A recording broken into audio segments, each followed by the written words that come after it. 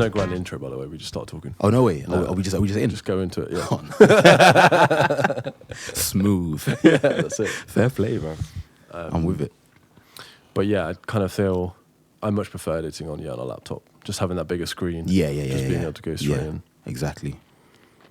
It's just nice for me, man. Like you said, I feel like being on your phone all the time, just having that extra space that you can go and create, it's like a detachment from the phone. 100%. And that's what I love about it as well. Yeah. Because I hate now, if I'm doing something on my phone, I'm getting messages, bing, bing. Oh, mate. I'm like, nah. Let me just get onto the desktop and just do it there. I had it's to so turn much off easier. all my notifications. Okay, of every app, because I was just like, it's too much. Yeah. It's way too much for me. I hear that fully, bro. Especially with like musicians' brains, I think we've got like a particular personality trait, like personality and brain set, where it's like we get very excited by things, we're very into stuff. Like, what's that? We're like little puppies. 100%, bro. Bro, I get into stuff so much, like especially editing. Oh, like mate. once I started editing, Obsessed. I was like, okay, what else can I edit? Yeah, it was just like, okay, cool, let me try this. Oh, let me try this effect. You're talking about Let me video try this. stuff, or you're Yeah, talking video about audio editing. stuff? Yeah, sorry. Yeah, it's just like it just excites me. Yeah. But again, it's something different as well. It's something new. 100%. Do you know what I mean? You've got to have some. I think you've got to have some stuff different too. I was thinking about that on the way here. Like, you've got to have some stuff that's different to music that you're into. Yeah. Even video editing, like it is kind of music, but at the same time, it's like, it's kind of almost like blocks, isn't it? It's like blocks, like within music. Yeah. Because obviously, if you've got like Logic, or do you use Logic or Ableton? Yeah, Logic. Yeah, so like that is obviously like Ableton, a block don't even get system. me started on Ableton, bro. What? That one goes over my head, bro. So I'm the same with Logic. Like I can't for find real? Logic hard, just because Oh. I think I'm maybe like a little kid. I like the way that Ableton's like a cartoon. Fair. And it kind of like is DaVinci's is kind of the same as well, which is what I edit videos in. It's Okay. kind of like almost like a comic book kind of vibe. Fair. Interesting. See, it's interesting how different people just associate different things differently. Yeah. That's a lot of words differently. But no, like in regards to, I prefer Logic just because of the user interface. Right. And I feel like the user interface just looks so clean to me and just looks easy. Whereas, like you're saying, it's like Logic seems hard to you, and Ableton's more of a cartoon, so it draws you in a bit more. Yeah, it's yeah. interesting, man. I like it. It's weird though. Logic sounds better. What if you do use the same microphone, same interface, record into Logic? So if I record sax, I always record into Logic Okay, because it sounds way better. fair. Their audio engine is just superior. So what do you do on Ableton then exactly? Like, or what is it about Ableton that you prefer other than the user Just the interface? speed. And we were talking about Okay. this earlier. We were talking about like the speed of whatever you're using or whatever you're working on. Like that's one of the most important things, I think. If you're used to something, say if you've done something, I've done Ableton for like 15 years. Okay, fair. It's like fair. my brain is just quick. Yeah. So if I want to I heard someone talk about this on was it like a video tutorial or something? You want to get the shortest distance between your brain and ideas and the laptop. So whatever you can get to that as quick as possible. Yeah. When there's no like interference and being like, oh, how do I make that sound? Okay, got So you. the speed got you. is just, I think it's there. Got you. With Ableton. That's what I quite like. I also like that it's linear. Vertical and linear. Okay, So okay. if you choose like sections of songs, you can do it this way as well as as that well way. as that way. Yeah. And you can almost audition. Like say if you wanted to, like a verse, you'd be like, I'm just going to stop the shaker now. And then I'm going to hear what that sounds like. And you can almost audition sections and be like, how am I going to create like a cool section here? I might have to look into it, because one of my boys, Ed, but he moved over from Logic to Ableton. Right. And he was talking about the speed thing as well, so I might have to look into it. But Also, the push thing is really cool. It's like a controller. It's almost like an MPC. Okay. So that's linked to Ableton, and it's linked to all of those different things, and you can play drums on it.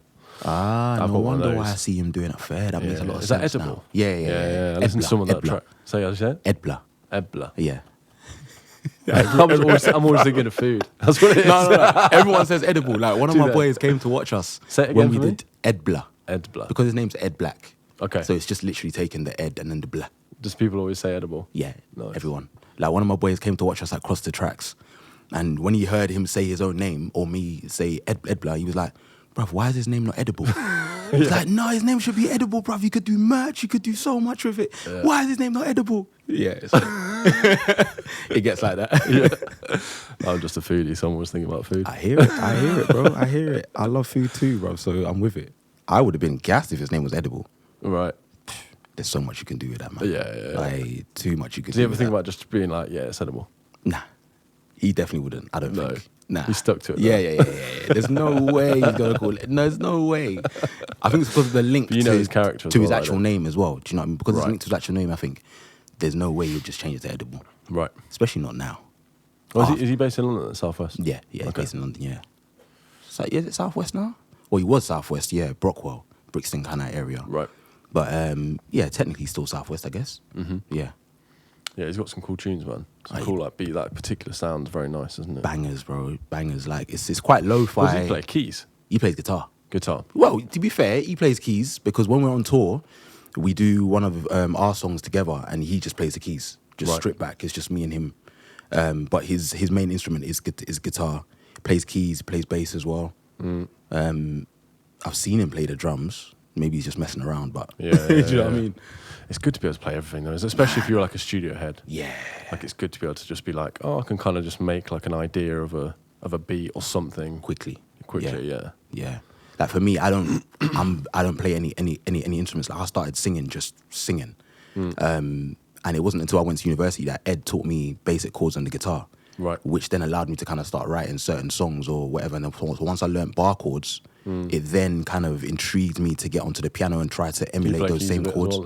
well, then? I can make shapes and just enough to write songs, but I wouldn't be able to play like to accompany myself on the keys. Right. I could do that more so on the guitar than I can on the keys, for sure. But I guess the keys is like, it's such an open world of sound. Because Yeah. as soon as you plug it into a laptop, so you can't really plug a guitar into a Yeah, laptop facts. and then be like, I want to play strings. It doesn't really work go. like that, do you know what I mean? Yeah.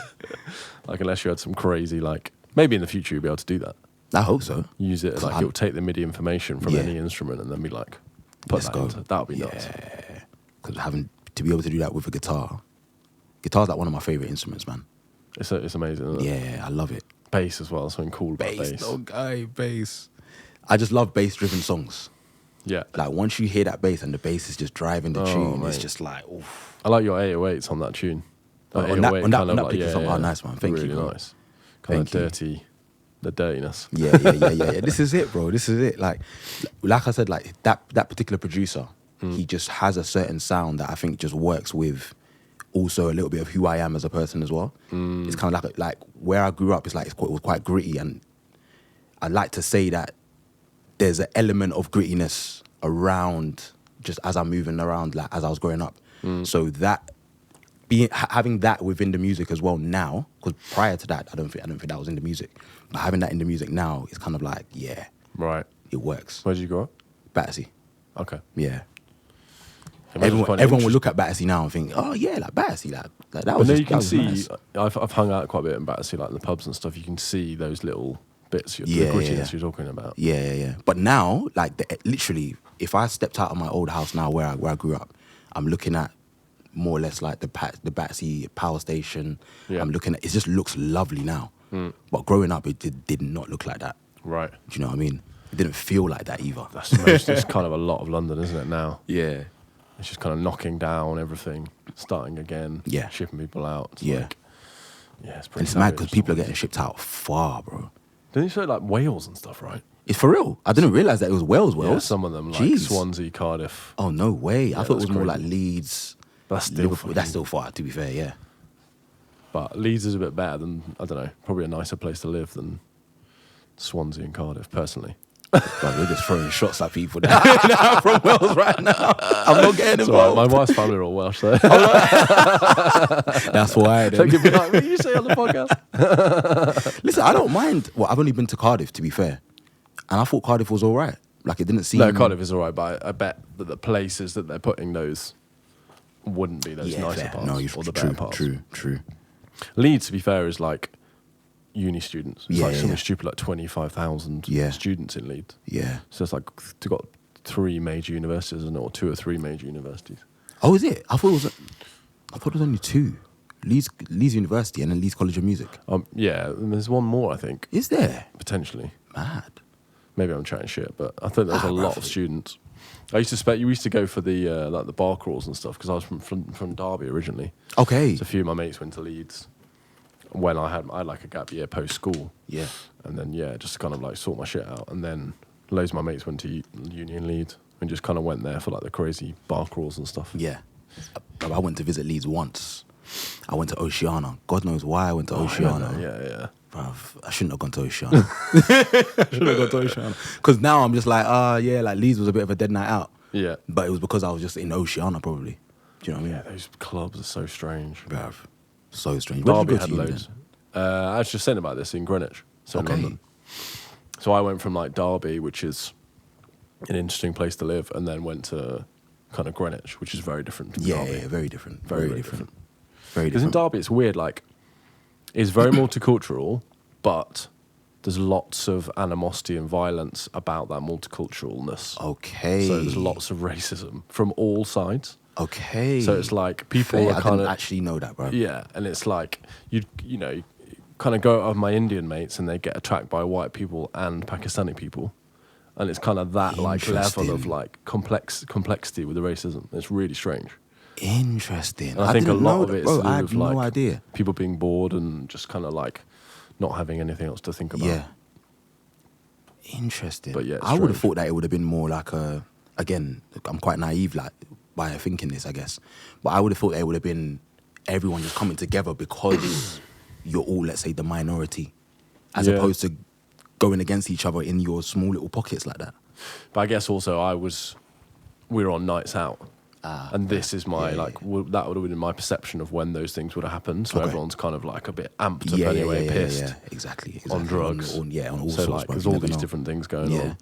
So I guess maybe my perception of it isn't as well-rounded.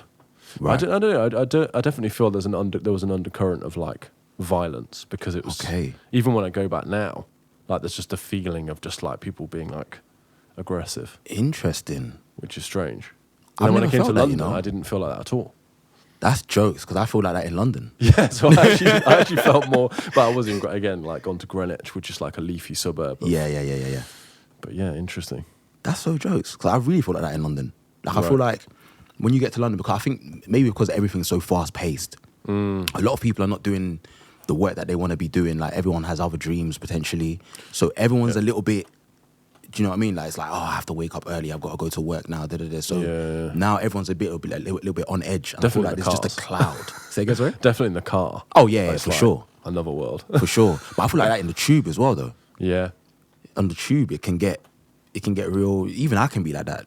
Like Yeah. someone's just stepping on my foot, and I'm thinking, "Bruv, why are you stepping on my foot?" Meanwhile, we're sardines, so it's like someone's bound to step on your foot. yeah. you get and me? I guess we don't travel that much in rush hour as well. People who travel, imagine if True. we did twice a day, Nah, no way. 5 days a week. It's not for me. Sure, it's not good for your health. It's not for me. It's not for me. I did it. It's not for me. What I did you- I used to work in the school for 5 years. Oh wow. Yeah. I didn't know that about you. Yeah, man. I've done a lot of jobs. I've done a lot of jobs, to be fair, like straight out of uni and stuff. But Right. no, it was actually near here. It was actually in Wimbledon. Okay. That's actually the school I went to. Right. Yeah. But yeah, worked there for 5 years. So after that The 5 school years. you went to, that's yeah, interesting. Yeah, very interesting. What was that bro.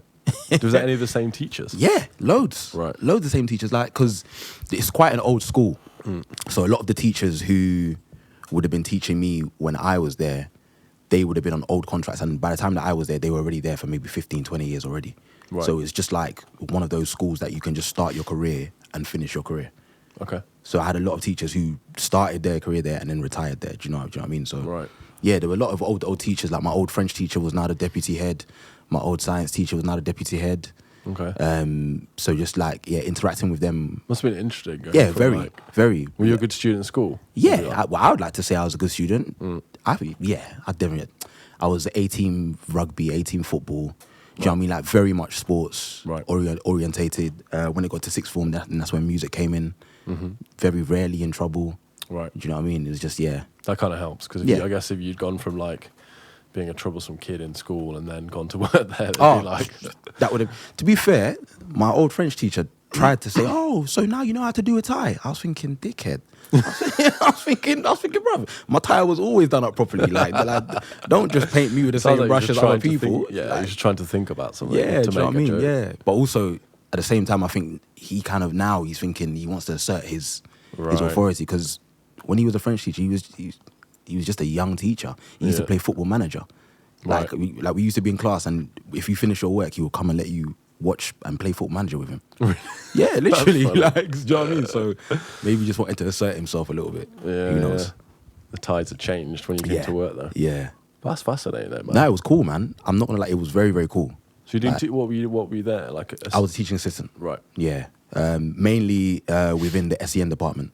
So there's the special educational needs. So I was working with a lot of students with like dyslexia, who were autistic. We had a kid who had Down syndrome. That was my guy. His name was Tommy. That I use a G. Yeah. But yeah, no, it's, yeah. So we worked with all sorts of students, man. Just in all different types of lessons, just helping them out. We had to be mentors as well. Right. So majority of the time, we had like a group of students that we had to kind of check in with every half term, just to make sure that things were going well. If they had any concerns and stuff like that, Right. It was pretty cool, man. It was very That's really rewarding. cool. It was very rewarding. Yeah, they're fascinating. Aren't they? Very That's a wooden. fascinating job to do. But the politics behind it was What were the people who work there? people work there, and like just little ways in which you can see that, without getting too deep into it, like the system can be failing certain students. Do you know what I mean? So it's like there's so much positives that can be done, but it's like it can also get shut down very quickly Right. and for no reason. You mean the curriculum, or do you mean like in terms of behaviour and stuff? Behavior, also curriculum, to be fair. Curriculum. Like I remember, bear in mind, like when I went to school there, I think there was quite a mixture of students in regards to, it was predominantly white, but there was a nice mixture. When I went back to work there, I guess it was predominantly black now. Right. I would say, or let's say my perception of it was like, whoa, there's a lot more black students now. And a lot of the black students that I was working with that were year 7, 8, and 9, when it came to GCSE, I remember there was a student that approached me and I said to him, oh, so what have you chosen for GCSE?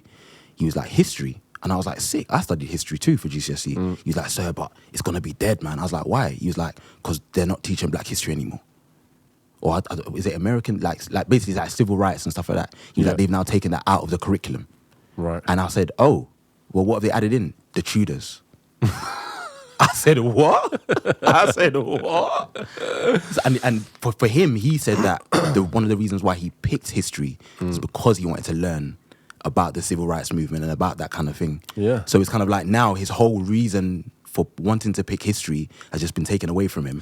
And it's just, the Tudors have just been thrown in. Fucking hell. You didn't think like slavery? Like we were never taught anything about that in school. Were you not? No. I was. Definitely my curriculum that we did, there was no talk about that, no. Fair. So when I came out of school, or, you know, my parents would kind of talk about it. And we were kind of like, they would introduce me to certain things and we'd chat about it there, but I don't remember anything in school being discussed. That's then my ignorance, thinking that everyone was just learning the same thing. Did you do GCSE history? Yeah. I don't think I did. Maybe that's why. Maybe when it got to a certain point. Yeah. But I do think before that, they should be talking about things like that.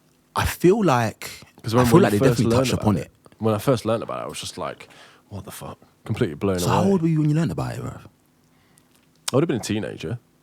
Okay. Yeah. Well, Yeah. but that's because of my parents. It would have been my parents that would have talked about As it. opposed to Through school. Fair. Because I'm sure, I don't think I particularly was shown it in school, but I know that within my school, I'm sure between the ages of year 8 to year 10, I'm sure some people were shown Roots. That's the big thing as well. I was going to say programs and documentaries is probably more what showed me as well. Okay. An extra level of like understanding about it. Yeah. But I guess people will have ulterior motives for keeping that stuff out Yeah. and not teaching people about it because Yeah. it's pretty damning. Yeah. Yeah. But I would see. I feel that a lot of information has been taken out like that, or just withheld Yeah. like that. Withheld's a good way to say it politically, isn't it? Yeah. It's like a political word. Yeah, man. Listen, you gotta learn to be politically correct sometimes. Yeah. Although for me, the type of person that I am, I'm like, why? Yeah. I'm like, let's just say it how it is. But I now understand sometimes the importance Right. of just being politically correct. Yeah. I think it depends on the situation. Yeah, right? exactly. Massively. Yeah, and I think with the rise of phones and everything being there, I think people are worried about it being stuck there forever, or it's, you know, the kind of longevity of it. Obviously, if you write something down, it's kind of that's potentially staying there forever. Yeah. It's like that is a bit more intense than you just saying something. Because they say that's one of the biggest reasons for like decline of nightclubs. It's like phones. That's true. Being like, imagine if you were like, you know, as a teenager experimenting, being quite fucked up. Yeah. And someone just being like, now you're a meme. That's true. Because when we were growing up, yeah, we had phones, and the phones could record, but there wasn't a culture of. No, they weren't good quality, were they? There wasn't a culture of, I'm just going to film everything. Yeah. Do you know? You were really present in the moment. Yeah, I remember clubs. I don't even remember having a phone on a night out, really. Just like a little, you know, like 3210 or something. Yeah. Could barely take a photo. Exactly. Exactly, bro. That's crazy. You think in like 20 years how far that's come. Mind blowing. From what we're getting now. Mind blowing. Like little things like that. Yeah. Bro, the thing is tiny, bro. Yeah. But it's like people will see it and they go like, that surely can't be that good Yeah, quality. exactly. It's And like then you see it. as good as it can be. Bro. Mind blowing. For me, it then makes me think, where is it going to be in the next 5 years? Because I feel like technology and the way that we're moving is only getting quicker. Yeah. Do you know what I mean? It's like a tidal wave now. Yeah. So it's like, the next 5 years, it's like, where are we going to be then? Yeah. It's like the beginning of those. We're almost at that position, aren't we, now, where it's like the beginning of one of those sci-fi films. Yeah. All those, like, you know, films where everything goes wrong. And there's me and you talking. It'll be a clip of me and you talking on the podcast. And this will be the start of it. And that's what the start of it, yeah. Yeah, and then half an hour in, I was like, fuck. You heard it here first, man. Yeah, it's going to be very interesting. Bro. The speed of it. It's kind of just going to man. take. That's what I was also with my kids as well. I'm just a bit Okay. like, Yeah, that must be interesting to watch yeah, because they're growing up in a different time to that. Of course, they're growing up in a different time that we grew up. But like in regards to technology, yeah. and seeing how they interact with it, do you allow them to interact with it much? Not really, Okay. to be honest. I was talking to one of my friends who's a mum. She's got like 2 girls who are like 10 and 12. Not allowed phones, and they're not going to be allowed phones until like 16. And we were just talking about that, and there's quite a big movement now. A lot of primary schools have banned all phones, like Yeah. our one in Worthing House. They interact with it to the point where like we sometimes make tunes on my laptop. Okay. So we'll make like they'll sing and I'll make a beat. Yeah. And that's kind of interaction. And then obviously they watch, like, they're really into David Attenborough at the moment. So Okay. anything like to do with nature or That's cool, the man. universe, they're very into. That's cool. So they're kind of following him quite a lot. Like what he's doing, obviously just turned 100, so that's kind of big. But apart from that, really, So you would never kind of just like give them your phone or give them an iPad and just say like, yeah, like off you go. no. 'Cause Fair. that's dangerous to me. Yeah, yeah. It's like, well, you can quickly get on YouTube and then sooner, straight away, there's lots of dark stuff on YouTube. Yeah, yeah. Like without, they could quickly get to that. Mm. Depending on your algorithm, obviously if you've got like a dodgy algorithm, then it'll be even quicker for them. But Facts. yeah, I don't know. I think we've definitely tried to become better as well, not being on our phones in front of them. And I think that probably helps. Them just like not really seeing mum and dad on their phone. Yeah, yeah. Because even they'll call mum, like if me or mum out, if they were there. Oh, for real? So why are you on your phone?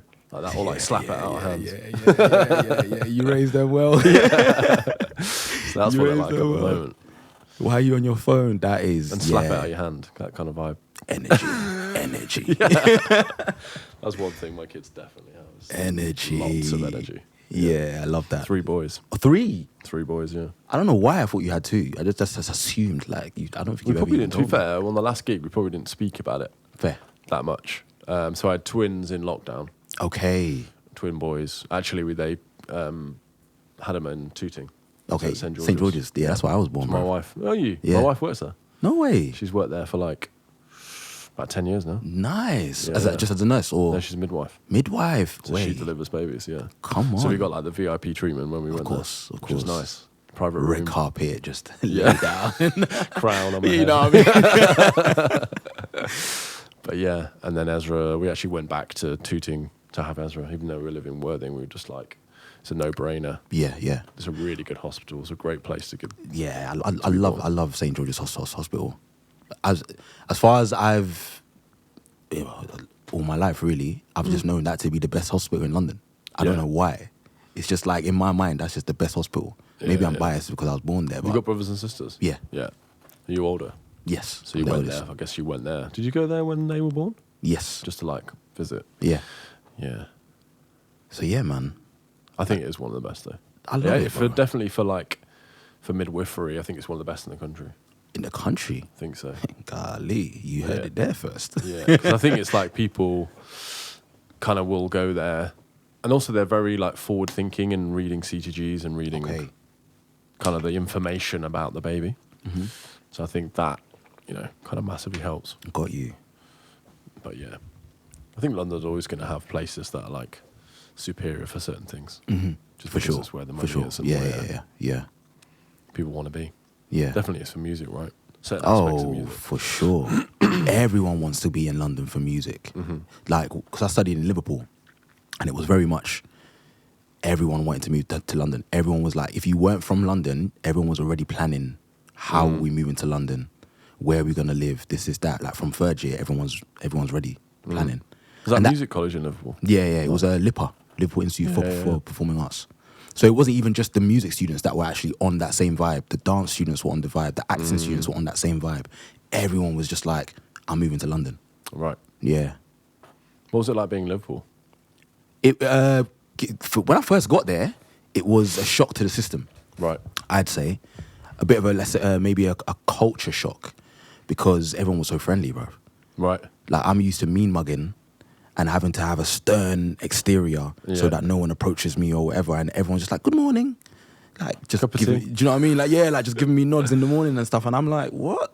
So it was a bit of a culture shock, but ultimately I absolutely loved it. I absolutely loved it. I felt like you were able to just be free, maybe because there was a lot of students. So it's like, as a student, no one's really looking at you funny when you're doing certain things, because I think they were just so used to having so many students around. Right. So it allowed you to also kind of just be free and somewhat find yourself. And I guess because I was so far from home, and there weren't, as much as I did have my people from London there weren't many people from London. So it was like I'm also learning about other places within the UK. Right. And having to meet different people and having to adjust my personality, not my personality, but how I interact with people. Yeah, Do you know what I mean? Because I'm so used to interacting with London people, and how we interact is just it's a certain type of way, and Right. it can be deemed aggressive or it can be deemed quite blunt. Right. But now meeting people from outside of London, I'm now learning how to, people from like Nottingham are like this, or okay, Derby, there's a little village near there. Okay, cool. Do you know what I mean? I'm just learning more about the UK and more about different types of people. Yeah. Yeah. That's cool. Yeah, my brother-in-law lives in the Wirral. Okay, yeah. Just It's a over nice the area of water. the world, man. Just the weather. Yeah. When you get, What? Is what? You said the weather? Yeah. As in a good way? No, bad. Okay, cool. That's what I mean. I just That's the have to make reason sure. why I couldn't live up there. Right now. It's just like one of the reasons. It's like when we visit like Scotland and places like that, like Manchester. I love Manchester as a city. But Okay. It's like just the weather. That'll Yeah. kill me. Yeah, the weather is, bro. It gets cold. Cold and Cold. so much rain. Yeah. For me, the rain is cool, but it's the wind. Right. Like the wind just makes everything just seem so much worse, because you're right by, like obviously Liverpool is right. It's right on the coast. So it's like, I've never been there. I want to go. you never been to Liverpool? No. I really wanna It's go. a cool city, man. Yeah. I was literally just there last week. Oh wow. Yeah. For a gig? No. Birthday. Nice. So I just went away for the weekend. Cool. But it's lovely, and now it's like developed so much more Right. than what it was back then. They probably it's put a lot of money very into it, vibrant. right? Yeah. I remember yeah, watching a documentary about it. Yeah, loads of money into it. That's cool. And it's good music as well, isn't it? Yeah. There's always live music. Right. Always. I think it stems from. Again, I could be very wrong with this, but I think it stems from the whole Beatles-esque era where the Beatles were going around and just performing a lot. So there's always an open mic, or there's always a live music bar somewhere, or it's always someone playing music somewhere. Do you know That's what I mean? cool. Which was quite nice for me as well, actually. Going from the environment that I went from to that where I was just surrounded by music all the time, because I was quite new to music by the time I got to uni. Right. I'd only started doing music maybe 2-3 years prior. You do it in school much? No. School was very much sports. Right. Sports. When I was younger, it was performing arts, but it was more acting, I'd say, that I was into and that I was really good at. Yeah. Singing was just something that I enjoyed, but I just used to impersonate different singers. Right. So I just used to do it for fun, just like, I'm going to impersonate this guy now, and just me and my boy just going to athletics, just having fun. Right. Until people actually told me, oh, you can actually sing. Right. You know, and then that's when the love for music kind of came in. So you did it outside of school when you were like in sixth form? Yeah. So I'd say it was coming towards the end of year 11, I'd say. Right. That's when people started to actually tell me, listen, you can really sing and you should really try and do something. And I went to a youth club and I was always in touch with the people who did music. So one day I was in school and I spoke to my boy and I said, I want to make a song. And he kind of looked at me and said, you singing? He was like, all right, cool. Like, I'll write you a little something. So he wrote me something. And it didn't really work for him because he had written it as like a rapper.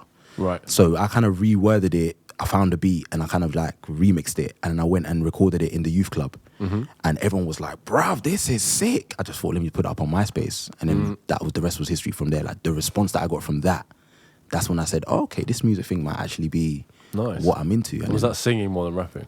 Say again, sorry? That was singing more than rapping. Yeah. Because you got the kind of like sound of doing both-ish, right? I'd say that's now. Right. I say now a bit. I don't think that I was like that when I first started. When I first started, it was very heavily R&B. Right. More so even slow jams. Who were your influences then, when you first started? I used to listen to a lot of just all different types of music, but mainly slow jams. So, of course, like growing up, listening to like the Michael Jacksons and stuff like that will just influence my singing in general. But I used to listen to a lot of B2K. Right. So that's where the R&B, like I always wanted to be in a boy band. Like I wanted to have long hair and da-da-da-da, do you know what I mean? The B2Ks and stuff like that. The Jodeci's. Yeah. But then in regards to like solo artists, like one of the first R&B albums that I think we had in my house, like modern day R&B, was Usher's 8701. Right. That blew my mind. Yeah. Do you know what I mean? I was like, what is going on here? So it was like all those kind of sounds, and then listening to real slow jams like Blackstreet, and like there's a lot of course, naturally there's a lot of sexual slow jams. So I was listening to a lot of that stuff. So that's the kind of music that I started making. Okay. When I first started, you know what I mean? But now I'd say, yeah, it's a bit more rappy. Right. As well. Both influences. Yeah, both influences. Did you go for like a hip hop stage as well then? Oh, hip hop was always. I was a very angry teenager. I was a very angry teenager. The first album I ever bought was Marshall Mathers LP. Me too. No way, yeah. My guy. Yeah, my parents. My parents bought it for me because it was like. Could you buy CDs like that back in the day? Yeah, you could. Or they but say you had like parental. Yeah, guidance. parental. Yeah, exactly. And then you exactly. listen to it and you're like, this is. Yo, I don't know how my mum allowed me to buy that, but I enjoyed that album. Me bruv. too, man. I listened to it. That. What did I have? That Fugees. Oh, you had the And Fugees. then I think the other thing was like Fatboy Slim. It was That's a nice like mix, breaks. you know. Yeah, and then I think there was like a rock, maybe like Linkin Park or something as well. I had the Linkin Park album. Was Yeah. it Linkin Park or Limp Bizkit? I had one of them. Yeah, the Rolling one as well. Yeah, That yeah, was yeah, big exactly. At the That's time, the one. wasn't it? Yeah, yeah. It's amazing how much like American music was pushed upon us as teenagers. Like, Heavily. like HMV Heavily. and all those kind of places. Everything, Yeah. was like Very much. all of those were American albums, really. Very Apart much from so. Fatboy Slim, that's pretty much the only English one I had, or British one I had. But then at the same time, I feel like there were a lot of artists that I didn't even realize were British. Right. And I just assumed they were American. Yeah, Like yeah. Mark Morrison, I just assumed he was American. There was an R&B group called Damage. Right. I just assumed they were American. But these were all British groups. Yeah, yeah. And I was kind of like, whoa. And but also, I think, again, growing up from where I grew up, seeing people like So Solid Crew.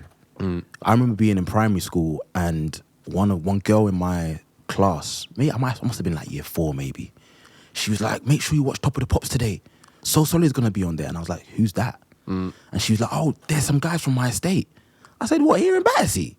And she was like, yeah. I said, nah, there's no way a group from Battersea is gonna be on Top of the Pops. Yeah. I remember watching Top of the Pops that day and seeing the guys from Battersea. Yeah. And I was like, oh my days. So I feel like I was also surrounded by a lot of the UK music as well. Right. Maybe even without realising, do you know what I mean? Yeah, Like in yeah. regards to Damage and stuff like that.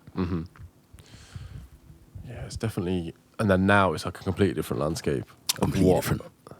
Because then I guess a lot of the funding was pushed into CDs, and record labels from America obviously would pump a lot of money in and just do it across all of Europe. Yeah.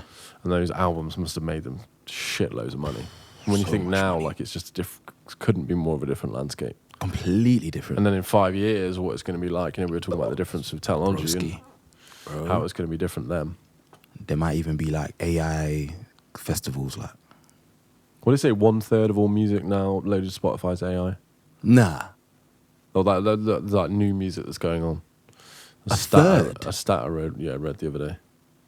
There's no policing of it, is there? So they're just like... No, of course not. But a third, bro. Yeah. Wow. Because if you're going into music, though, I guess why wouldn't you? Because if you're just like, I've got to spend like 15 years like learning how to... being Yeah. able to learn keys, like being able to make like chord progressions, or I could just be like putting a little prompt. How do you feel about that? I was about to say something, but let me just ask. Go on, how you feel. Be No, free, like man. I see the at first, like when everyone was doing it, I was like, what is this? But now kind of like I see the how it can be used in a good way. Yeah.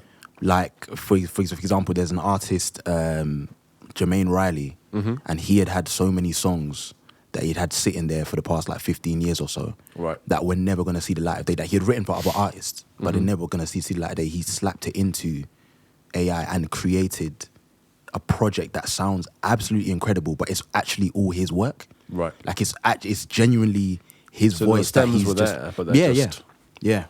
redid Well, it. as far as I'm aware, anyway. Right. But I've listened to the demo, like what he's done, like Before and after or something. yeah, but like before and after, where he shows his demo and then he shows what, and it's like, wow, this is amazing.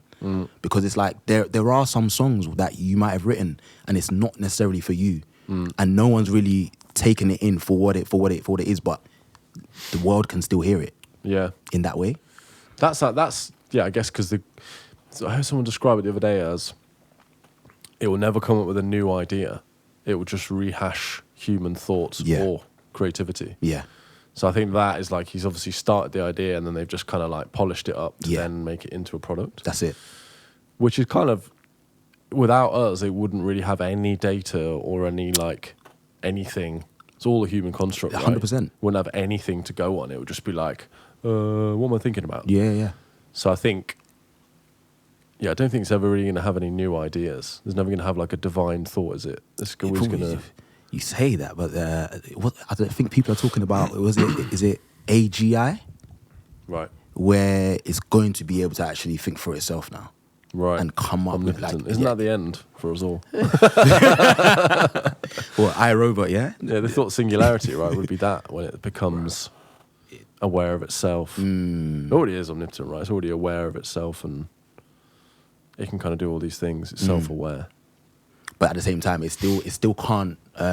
it still needs us. And that's one thing that I think I saw a video that said AI is here now, so it's better you kind of get to grips with it, know what it does or how it works, because people are going to keep feeding into it and it's going to keep getting better. And if you get left behind, by the time you decide that you want to, okay, now because it's here now and I want to learn it, it's going to be too far gone.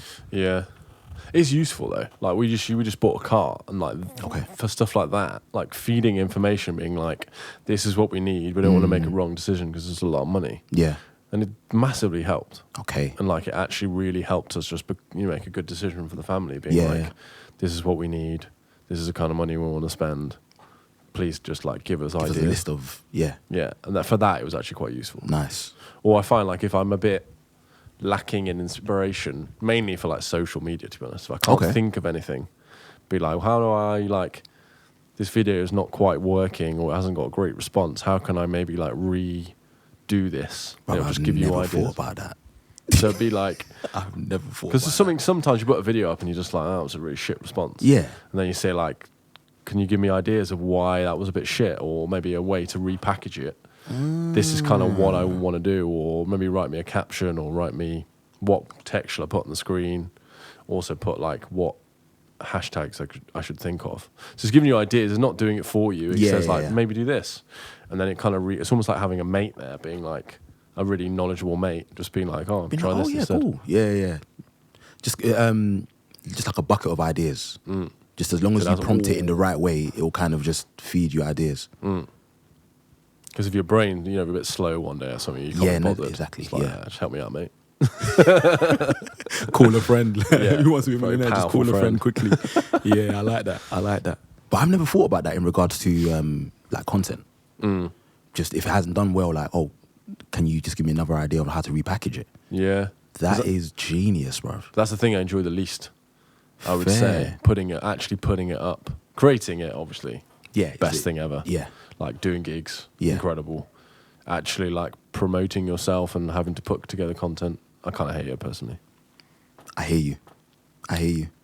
If someone else could do it, I'd definitely give them the 100%. the reins to do it. Yeah, definitely. 100%. But the one thing that I love, so when you say creating, even the editing of the videos. No, I like that bit. Okay, fair enough. It's the process of just putting it up. Yeah. And then then having to then market it after the fact. Yeah, or being like just getting any kind of response. I'm just like, it feels a bit just like, ugh. Yeah. But, ugh.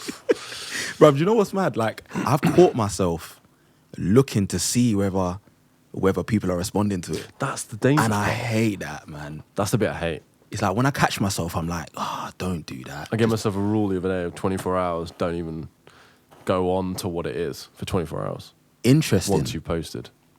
Very hard to do. Interesting. Because it's that drip of like dopamine and like niceness in your brain. I would be itching. Me too. I'm just like, itching. Just what people thinking? Yeah.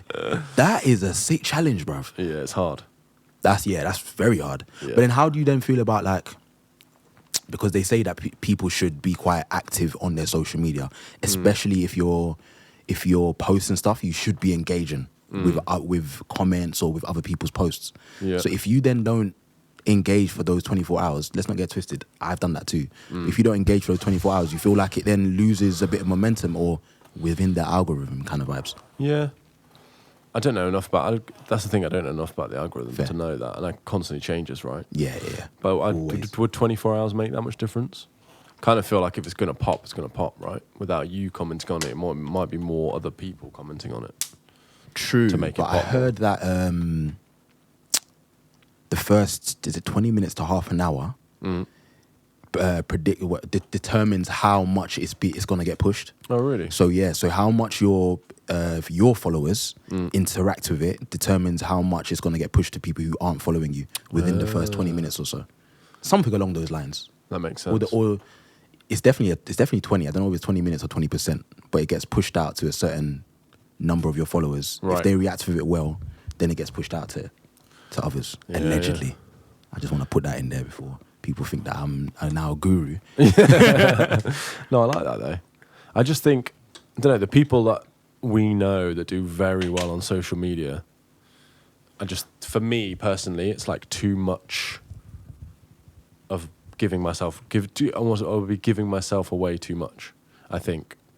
Giving yourself away too much? As in like, different, it wouldn't, people we know that do well, I feel like they also give parts of their personal life as well. Oh, yeah. And I would not want to do that. I don't want my kids on there. I don't really want my wife on there. I'm with you. Like, any part of my wedding or any part of that stuff, like, I wouldn't want to. That's just not me. And I feel like now people want to see, like, the whole package of what you're doing. Yeah. Whereas I don't really want to let them into that. I hear you. No, I hear you. And when you make that comparisons, like the people that we know that do social media and do very well on social media, they do show that. I can think of people now and it's like, actually, yeah. Like and I'm with you on that, actually. I don't want to be showing my personal life like that. No. Like my family members and stuff like that, just barefaced on social media. Nah. Yeah, you don't know, right? Who's out there for me? This is it, bro. This is it. And for a long time, like one of my cousins never used to want pictures taken. Like you'd go take a picture of him, he'd be like, whoa, where's this gonna get posted? If you said, oh yeah, like maybe Facebook, he's like, no, forget it. I'll be like, wait, what? Now I actually get it, because it's like, it's just that level of privacy. Yeah. Do you know what I mean? Because you don't know who's on social media. You don't know who can take your pictures from social media. It's just, just want a level of privacy, man. Especially when it comes to like children. Oh, mate. Never. No way. I never put anything up. No way. I don't think I ever will. Even when maybe they're like 25 or something. But even then, I would be a bit like, nah. I don't know. It's just not for me. Yeah. I like to be a bit private. And also, for me personally, I feel like when I'm content in my marriage and my relationship with my kids, that's the last thing I'm thinking of. Yeah. I'm just thinking about spending time with them. Yeah, I exactly. don't think like, look at this is how amazing time I'm having. I'm just thinking like, that's all in my brain. You're literally just in the present. Yeah. Just in the moment. I did have a rule for a while, like putting my phone upstairs and just like not even looking at it before like 1 p.m. Nice. Just like leaving upstairs. Yeah, and then I yeah, found yeah. like that my days were way more fun. Of Because course. it's almost like I'm not thinking about anything else. There's no like, because dopamine will come or cortisol will come. And I think, obviously, if you're looking at something, say if something doesn't go quite right or a booking doesn't come in, I've had that before where I look at it and go like, nah, I'm annoyed. Yeah. Just And then my kids yeah. didn't look at me like, I'm just like really pissed off. And I'm you're thinking, fuming. yeah, he's there like, Come on, play with me, mate. and I'm like, fuck. I'm like, that's not good, man. Yeah. The speed that it can change your emotions. Oh, man. Ridiculous. It's like in an instant. Yeah. And even the thing you're saying about like checking the response. Yeah. It's definitely affecting you and your brain and your mood. 100%. For that day. Yeah. What about you then? How do you feel about it? Because I love I was watching your video earlier of, is it 3 p.m. 3 p.m. in Lavender? Yeah. I love it, man. That one. Thank you. The clip where you're kind of in front of that wall or you're in front of those graffiti as well. Yeah. And then I like the bit at the end when it kind of just slightly zooms out. Oh, yeah. I love that. It's really cool. No, I love, bro. I appreciate that, man. How do you feel about putting stuff up and the creative process? It's something that I've had to get used to, I guess. And I've come to terms with the fact that it's just a part of what we have to do now. You know? Yeah, because everyone's doing it. Everyone's doing it, and it's kind of it's very much like, because the climate is now social media, and being present. It's very much like you just have to be present. You just have to be in people's faces. Right. I think back in the day, I wasn't really on it. Like, don't get me wrong. Actually, tell a lie. I was very much one of those people that would film everything. Right. Like, you know, like if I'm at work, you know what I'm doing at work, because I'm filming everything, but it wasn't necessarily music related. Right. Now that I want everything to be music related, I now understand that you actually have to be pushing, and you have to be, if you want that particular thing, or you want people to know you for that particular thing, you have to show people that particular thing. Yeah. Or you doing that particular thing. And so that's just me and how I've come to terms with it, I guess. Right. Because now, if I'm on a gig and it's an abroad gig, like that, for example, that video, I was abroad on a gig. Right. And we're just walking past an area and I was like, I can shoot something there. Yeah. And I remember I was with someone and he was like, there? He was like, nah, no way. I said, trust me, watch when the video comes out. Yeah. And I just went and just literally just put my phone up. I had a speaker with me, just put my phone up, speaker. Yeah. Off you go. It's a great time to do it as well, because you're basically just being paid Yeah, exactly. to be somewhere, and you're Exactly. like, just do a little video here. Exactly. Sometimes those can be the best videos as well when Yeah. it's not planned. Like me and Mike Kamara have done a few of those when we're abroad. Just like, should we just do a video here? It's like by a pool or something, and it's like they come out incredibly well. Yeah. Do you know who taught me that actually? JM Moore. Yeah, he's amazing at that. Bruh. I was just literally, my brain went to that. Yeah. As soon as you mentioned that. Because I was on the gig and then he was just, I can't remember where we were. We were in a nice place anyway. And he was just like, yo, Jay, can you just help me quick? And I was like, oh yeah, of course. Like, with what? He's like, oh yeah, I just want to shoot some content. I just want to make sure that the background is this, just make sure that this is that. And I'm looking and I'm thinking to myself, okay, cool. I did it once. He's like, yeah, that's cool. And I was like, what? And he was like, yeah, like, I know that what you've just done is going to be good. So it's good. And he just looked at it quick. He said, yeah, it's fine. Yeah. And then when I saw the finished product, I was kind of like, this is genius. Yeah. Because you're going around, like, whenever you're on a gig or you're in a nice area, you've just always got your camera with you and you just shoot a bit of content. Yeah. Genius. It's really genius. That's why those things are good as well. Yeah. It's the size of it. Yeah. Just literally just lob it in your laptop bag. See, I'm definitely gonna have to invest in one of those. It's But there's good. there's now the Nano. What's that one? Apparently, listen, if you think that's small, this thing could literally be like on the corner of here. Really? Yeah. Is it DJI as well or someone Yeah. else? Nice. DJI Nano. Mate, they're drones as well. They got drones? That's what kind of like one of the things they're famous for is the DJI. Oh. They're kind of like big for that. But they got one with propeller guards on it. and it No literally way. takes off from your hand, goes up, and then it's gesture controlled. So you can go like that, or you like do your hands. And it basically just follows you. You've got different modes, so you can like circle around you. You can walk, and it follows you. You can do that, and it moves away. Come like this, What? and then it lands in your hand. But because I've got kids, it's got propeller guards on it. Okay. So nothing, could never damage anyone Yeah, because it's completely covered. But they're only like 200 quid. And it's a Bruv, drone that you can also that get is- like a controller with it. You can get like a head thing, and you can like move around. It's nuts, Bro. But for gigs, being able to like go up in the air and actually like see venues and just having like a different That is perspective. mental, bro. Yeah, it's crazy. I'm still on the, it follows you around. If you do this, it goes back. I Yeah, said, gesture what? control. Yeah, Gesture control. mental. Like, Bro. Imagine. flies into you. You know what I mean? Like, headbutt. But Like, yeah, that is insane. See, this is what I mean, bro. Technology. yeah. And for me, it's not- sometimes. it's acceptable. It's like not that expensive either. It's like the drone's 200 quid. But I'm in my mind, a drone's like $1,000. Yeah. Like, in order to get a drone, no You matter need what kind of drone licenses it for is, a lot of the drones. And if you go abroad, if they're over a certain weight, yeah, you need a license, and they'll, if you're in Spain or something, they'll probably come after you and check Fair. if you've like your licensing and all that Fair. shit. But if it's under a certain weight, you don't have to worry about it. but I'm assuming if it's a £200 drone, it's not that heavy. And if Yeah, you can yeah. just, do you know what I mean? Just do that, and it's like safe as well. You're not going to like clatter into someone. That's a dangerous thing, isn't it? It's like they would hurt. Yeah, propeller. Yeah. Oh, yeah. 4 of bro. them as well. Broski. Yo, propeller, you know. Yeah, we've done some shooting abroad with drones, and people respond to it in a pretty aggressive way. Really? Yeah, because it's quite like Intrusive. intrusive thing, Yeah. especially if someone like nice, like Santorini or someone like that, we're all in, that's kind of banned from certain areas. As soon as they hear that noise, it's like, It's like, what's going on? What Like, is that? yeah. Fair Yeah. enough. Fair enough. but yeah, I'm sure some people will think that it's some sort of like government agency or yeah, everyone's getting scared, bro. Yeah. Everyone's thinking what's going on. Someone's Mate, spying the on range on them is mental. Say again? The range on them, 8 kilometers, you can drive it away. 8 away from away. And it's like, what? That's literally nuts. you. 8 kilometers. And it knows where you are. Yeah, you do 8 kilometers. But I think the battery would potentially, because it's like, I think the battery life is like 20 minutes, and you would be able to get that far in that far. Fair, but wow. Yeah. 8 kilometers, bruv. Nuts. See, this is what I'm saying. There's so much that we don't know. I didn't know any of this. But you could have it in here, and it'll be safe because Oh, yeah, it's of course. Yeah. just be like zooming around. But you mean to tell me that there could be someone that's 8 kilometers away, of course, but they can be filming me right now and they're 8 kilometers away. That's I mean, that's like a cheap drone as well. Imagine if you were like a government, you could have, could be anywhere. safe.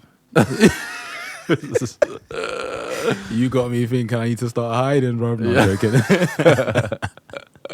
I'm playing. Yeah, it could That's be- mental, though. it's crazy. Technology, man. And it's becoming cheaper and cheaper. Yeah. More accessible for people Yeah. to have certain things. Yeah. There's so many replicas as well, don't it? Like, let's say, for example, the DJI. I've been seeing a lot of the replicas that are like £50. God knows whether they work. God knows whether they're good. Yeah. But they're out there. I think, yeah, especially with like mics and stuff, like most things are replicas now. Like if you get like a Neve preamp, Yeah. which is, like very renowned, most, even though they say they're Neve, It's someone not bought actually, Neve. yeah. And It's not actually Neve. It's not the original circuitry and stuff. yeah. So stuff is just kind of getting bought. Like people buy the name of things, but then the actual product, it's not the same as it was. Which is mad. False advertisement, bruv. Yeah. Yeah. it's Imagine. endless. Oh, jeez. I was about to say, imagine you paid for JM1 and you got J Alexzander.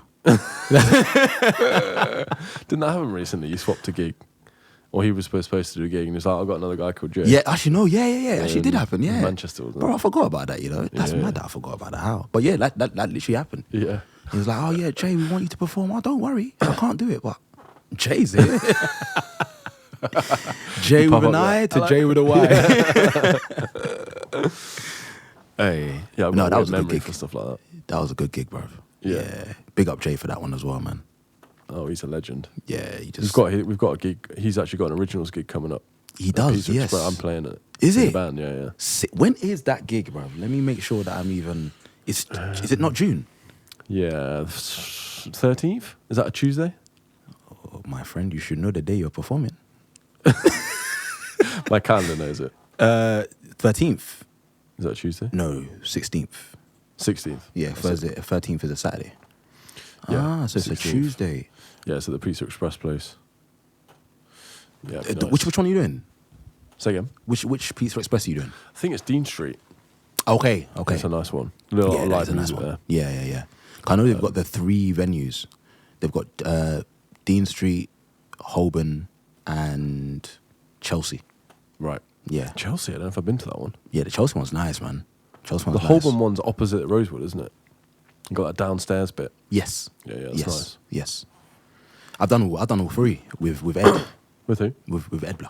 Oh, nice. Yeah, we've done all 3. What's he doing? What's he doing at the moment? He's got new music coming out. Yeah, he's working. Well, his debut album. Nice. Debut album's Are you loading. working with him on that? Yeah. You know the ones I don't know if I'm supposed to say stuff or not. But Right. yeah. There will be a track on there. I think one that Nice. I'm on. Is he signed then? No. Nah, No. completely independent. Right. Completely independent. But I'm looking forward to the album because I haven't heard anything from it. I didn't even know that the track that we had done was proposed for the album Right. until he just said, "Oh yeah, like it's gonna be on the album." I was like, "Oh, sick. Okay, Nice. fair." So I haven't heard anything else from the album, so I'm excited to hear it myself. So he went to uni with you in Liverpool. Yeah. And then you kind of play. Does he live in London now? Yeah. Nice. So what was that live album? I saw a live album with the 2 of you on your Spotify. Yes, or there says, might like, be 2. Hyphen live. Okay, loads so of the that tracks. I'm assuming that that's the unplugged one. Is Yeah, that the I think one so. that I'm on like majority of the tracks? Yeah. Yeah. So that was just a recent tour that we just did, Okay. which was in September. If It was I from can the remember desk, correct. right? 'Cause it sounds really good. Yeah. Sounds brilliant. It was really cool, man. Ed just decided that he wanted to do a bit of an unplugged a tour because he started on the nylon string, Right. and he then put out an instrumental EP which was all based around the nylon string guitar. Okay. And so he thought it would be nice to kind of go on tour and rather than make it like a big band thing where it's electric guitars and everything like that, Yeah. we'll just go quite acousticy. Oh, And nice. so that's what we did. And so because of which he decided to just put together a little live EP. So who was in it? You, him? Him. So he was on guitar. I was the front man. We had Andrew Finney on the drums. Jim Baldock on the keys. We had John Wright on the bass and Daly on percussion. Nice. But I'm just thinking about a different thing. The live album was just the show that we did at Pizza Express. Ah, right. Yeah, that was just the show that we did at Pizza Express, which was quite nice. Yeah, I think, have I been down there and... Yeah, I think... That was the Holborn one as well, actually. So It was the Holborn one. Right. Yeah, it was the Holborn one, yeah. Yeah, so a few of my friends did there. They record there quite a lot, don't they? Yeah. It's a good sound, man. Yeah, the sound was banging. Ridiculous. Sound was banging. And then, of course, Ed just mixed it. Yeah. Once he got the stems and stuff, he just gave it a little bit of a mix and then... That's great, man. Some of my to go. favourite albums are live, though. Yeah. Especially like sax players' albums from America, like some of them. It's just a certain energy about it, isn't there? The people in the room. Exactly. It's like you wouldn't... If you think about like a studio session, I guess generally that can be a bit kind of clinical and just like... You wouldn't really watch like a stand-up comedian. You wouldn't watch him online, would you? Or like just performing to a room with no one. Yeah. Like I think it's an interesting thing, is you get different energy from people when they're playing. This is I it. love hearing the crowd as well. This is it. I cool. love hearing the crowd because it makes you feel like you're there. Yeah. Like for me, I like that kind of immersive experience where you put the headphones in and you kind of feel like you're in the room. Do you know what I mean? I know what you mean. So yeah, I love that because that's how I've always felt about like with my music. I've always wanted to create a thing where it's like if you put your headphones in, everything else that is going on doesn't exist anymore. You're now immersed in the music. Right. Like that's how it makes you feel. So I love that myself because that's how I want my music to also come across. Do you know what I mean? Yeah. So Did you ever use like found sounds then, or stuff that you've recorded out and about? actually I have, you know. Yeah. But I've done that, to be fair, I've done that a lot with unreleased music. But I've done that a lot, yeah. Like when I was in Spain, there was like a Spanish guitarist and he was just playing and I was thinking to myself, yeah, I can use this for a tune, I can sample this or something. And I've got a song called Espanol. So Right. we actually just took that and kind of just spliced it around, and it sounds nice, man. Yeah. Yeah, because there's so many things that will like actually sound good on a record, especially with like kids' toys and stuff. There's so many things that are I like never thought about that. super percussive, even like a set of keys. Yeah. Like, that sounds really cool. Like a bonobo does that loads. Bonobo? Bonobo, yeah. I don't know what that is, bro. It's like he's an electronic producer called I think his name's Sai. It's a person. Sorry, I thought it was an instrument. No. It's an artist. So he does that's like jokes. I'm trying to think of the kind of music. It's kind of like electronic music, but then it's got loads of like jazz and world influences as well. Nice. And he uses loads of kind of found sounds. Yeah. I think they'll be like in his, in his car or something, and it'll be like hitting the dash or hitting something in there. But that sounds That sick sounds as a quite- like yeah. snare drum. So like That's record cool. it, because I guess no one else is going to have that sound. That's the thing about using samples and splice. Although it's very enticing, like I've definitely used that, where I've used like a click or there's one sample where I think it's loads of people at a house party and they're all kind of talking, and then they're going in and it's basically them like talking and there's a clap. Yeah. And I've heard about 5 tunes like that I've heard recently with just That that exact sample same in it. thing. Oh, fair. So actually having the sounds, the found sounds, is Yeah. kind of surefire way to make it. It's definitely Make sure that, yours. yeah. Because we did that with a song of mine called Life of the Party that's actually out. But at the end of the song, there's like, it sounds like you're in a party because there's loads of noise and people are talking and stuff like that. Yeah. And it genuinely was from a party. It Right. was just like, I think Ian, the producer, went to a house party and he was just like, hold on. And he just pulled out his phone and he just thought, let me just record the sound. And it's just it's literally just sound of people just talking and people laughing and like glasses clinging together. But all that Yeah. adds to the element of the song because of what the song is called. Right. Life of the Party. And so it's all about having a party. So at the end of the song, you hear that and it's like, yeah, cool. That's cool. Yeah. Well, I'll often like, if I've got like a long drive home, I'll put on 2001, and like that album is like there's so many little bits where it's not music. Yeah. It's someone talking on a phone, Yeah. and then it goes into a beat, or they'll say something on the track, and then say if I don't know what they're talking about, but if they're saying a specific thing on the track, the sound of that in real life will just come up. Yeah. And you're just like, that's such. I love that. Why don't people do that more now? Yeah. Like, that's such a cool thing to do. Or having like 2 people talking, and then there's like almost, because that's what I feel like the Fugees album, when it got that, there's so many parts on it which aren't music. It's like Yeah, there's a sketch. yeah. Or there's like people talking in a Chinese restaurant. Yeah, it's like a complete. It's like an audio film, so to speak. Like, do you know what I mean? Because it's like Good Kid, Mad City is similar to that, Right. where there's random bits where it's like, oh, you're now involved in the story of what is actually being told, and you're hearing someone having an argument, and this is that, and then which goes into the next song. Do you know what I mean? And, Yeah. and that is kind of like that audio. Yeah, it's that All audio. the senses, isn't it? I want to do more of that. It I takes would like a love to do more certain of that. like certain confidence, I guess, to then have it. For and sure. it's more of an album thing, isn't it? You For can't just sure. have like one tune in its obscurity, would be a bit weird. Whereas if you have like an album and then you have like a couple of bits with Yep. sketches in it or Yeah, parts. yeah. Definitely album mode. Yeah. That's something I would love to do. I feel like I'd love albums to are do coming something back like now.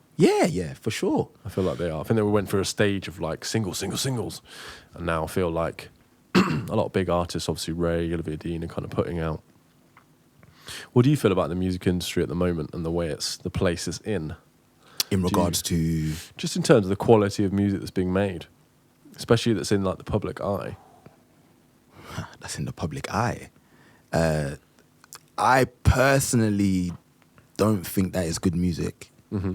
Predominantly, Yeah. I feel like everything's quite it's easily digestible. Right. You know, and let's not get it twisted. Like, some of my music is easy digestible too, so I might be guilty of this too. But the days of having real musicality within the music, I think, has kind of gone, because everyone is onto the next thing. So I don't think people are taking much time into really making it a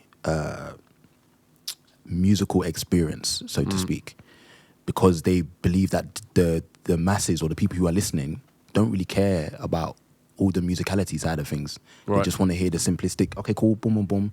I know what the song is. I can sing along to it. That's it. Done. But in the same breath, I feel like there are a pocket of people who love music so much that they are bringing it back. Like you mentioned, the Rays, the Olivia Deans. It's like they are bringing out music that you can hear the musicality in there. You can hear the live instrumentation in there. Even when you go to the live shows, you can see that, okay, this All is a well sections, thought. Do you know what I mean? It's a well thought out. This is real music going on. But yeah, a lot of the music that, like, no disrespect to anyone, but I can't comprehend how Taylor Swift is as big as she is. I cannot comprehend. Yeah, I don't get it. I never Because have. for me, it's like, lyrically, it's so simple. Musically, it's so simple. And again, I'm guilty of making simple music too, but the level of simplicity here for me is like, come on. And for it to be as big as it is, it kind of baffles me a little bit. Yeah. Yeah, definitely on gigs as well when everyone's singing along and I'm just Broski. like, I've never heard the song. I turn up on gigs and I see a song. I can't remember what, was it Espresso? I remember when I first saw Espresso on a, I was like, what the hell's that? Yeah. We're singing it and I'm there doing a two-step because I'm thinking, I don't know what song this is, but the crowd's singing along. Yeah, it's such a strange. That feels like you're in a dystopian world because you're just Genuinely. like, the fuck. Where have I been living? Genuinely. And I think me having more of that is making me want to step back from doing more of those gigs. Because I'm like, this isn't even remotely in my world. No. So I'm hearing songs that, for some of the other people who are learning the songs or singing the songs, it's like, that's genuinely in their world. So it's like, they will hear the songs and they will learn the songs and they have the, like Sabrina Carpenter, I couldn't say that I've really listened to any of her music. I heard her album's great though. Yeah. Because the Disney people that star, are right? around. She was like a child star, I think. And then it kind of went from then and kind of like, Fair. I think she was a Disney star, pretty sure. You see, I don't. The last Yeah. Disney stars that I knew of are the Justin Timberlakes and Yeah. do you know what I'm saying? So like for me, it's just like they're so far out of my world that it's just like I don't know what's going on. There's an amazing video of Taylor Swift singing September. You're And lying. the three black grandmas like sitting in, basically they're standing in a kitchen and they're like listening to it. It's so funny because their face is like Yeah, so disappointed and just like they're looking at each other like really really confused. I genuinely don't get it, bro. Yeah. Like for me, there's certain. I said this to one of my friends. I said to him, "There's some artists you might not particularly like or like their music, but you can say, all right, but they're musically they are good musicians though, or they're talented." No, I can't see it. Like, I genuinely can't put my finger on it to say what is it. Yeah, I don't. Because although I don't like the music and I don't get the music, I'm still like, I don't get it. Do you know, I felt like that with the Spice Girls as well, though. Did when you? Yeah, when the Spice Girls were massive, I just didn't really understand. Fair. And even now, when I hear tunes, I'm just like, just don't. I feel again like I'm just in another world, like dystopian place of just like, what? I'm so confused. Do you know the joke of this? Is that I love the Spice Girls, bro. Right. But it's so subjective, isn't it? It's like That's why it just doesn't do it for you. Yeah. Because it's like, wow, okay, you just prove, yeah, Yeah. fair. Because like, but I don't know. I think my love for the Spice Girls probably came because I was fancying the Spice Girls. Yeah, When I was younger, do you know what I mean? Like, but then as I've grown up, and because there's certain songs that we do on gigs, Spice Girls songs, aside from Wannabe. Yeah. And like, I'm actually listening to some of them. I'm like, actually, yeah, I like this. I like this song. Just as a song, I like it. I just go off. Oh man, I can't remember what song it is. It's not When Two Become One. There's another song that we do in one of the bands, and we do it acoustically. Right. And we do it quite like slowed down. Yeah, I preferred some of the ballads. I think I actually preferred Yeah, the the ballads slower are- tunes. Good writing. But I don't Yeah. know, some of the more like I was just Oh like, no, yeah. No. I'm not involved with that. Yeah.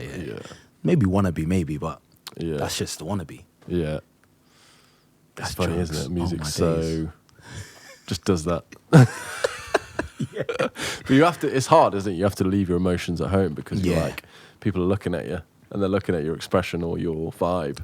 You can't just be like, "Fuck you know, Bro. That's why I wear shades a lot of the time. I'm gonna be real, because it got to the point where I was like, this is so far away from the level, the type of music I want to be doing, that it will show. Yeah. Like someone, I can't remember who said it to me. This was years ago. I was a lot younger. No, I was in uni, and we were singing in choir. I remember this so clearly, and someone was singing out of tune. I didn't know whether it was me or whether it was somebody else, but somebody within the room was singing out of tune, and it was just piercing. So I'm trying to sing, but I'm doing all of this, and so the choir director stopped everyone and said, "Jay, you all right?" I said, "Yeah, I'm good." He said, "You sure?" I said, "Yeah, I'm good." He said, "No, you're not. Someone's singing out of tune on it." I said, "Yeah." I just went, "Yeah." He said, He said, "Everyone else is singing calm, eyes closed." He said, I can see it on your face that you're getting pissed off that someone's singing out of tune." He said, "But thank you, because so am I." Right. And then he just turned to the person who it was and he said, "You're singing out of tune." Right. And I was like, "Whoa!" But he said, "Yeah, You've got sometimes I've got a face that can just people know what I'm thinking just based off my face." Right. Yeah. So. Yeah, I definitely have one of those as well. My wife calls it my resting bitch face. This is it. And my kids have got it. It's mental. My little boy is like, one laugh will come up and he'll be like... But I think I love that though, man. Yeah. Personally, I love that. Yeah, what you see is what you get, right? Yeah. Because also, well, it had its benefits when I was younger. Because I remember one of my boy's brothers was like, "Oh yeah, Jay's got a stern face. People will definitely think he's older." Right. So I managed to get into my cousin's, I think it was his 25th birthday, but I was 16 at the time. Right. In a club and everything. And I got in saying someone else's name on the guest list. Just, "Yeah, my name's such and such." And they let me in. Right. But I think it's because I had it's the confidence, but it's also the stern face. Yeah. If I came in a bit more... Hello, do you know what I mean? I think they would have been like, "This is a young boy." Mate, it used to be such a thing, didn't it, when you were a teenager, like trying to look older? Remember, like, drawing beards on, like dyeing. Gosh. Drawing beards? Wait. Dyeing whatever hair I had on my face, like trying to dye it darker. The guy at the shop has just been like, "Oh, mate."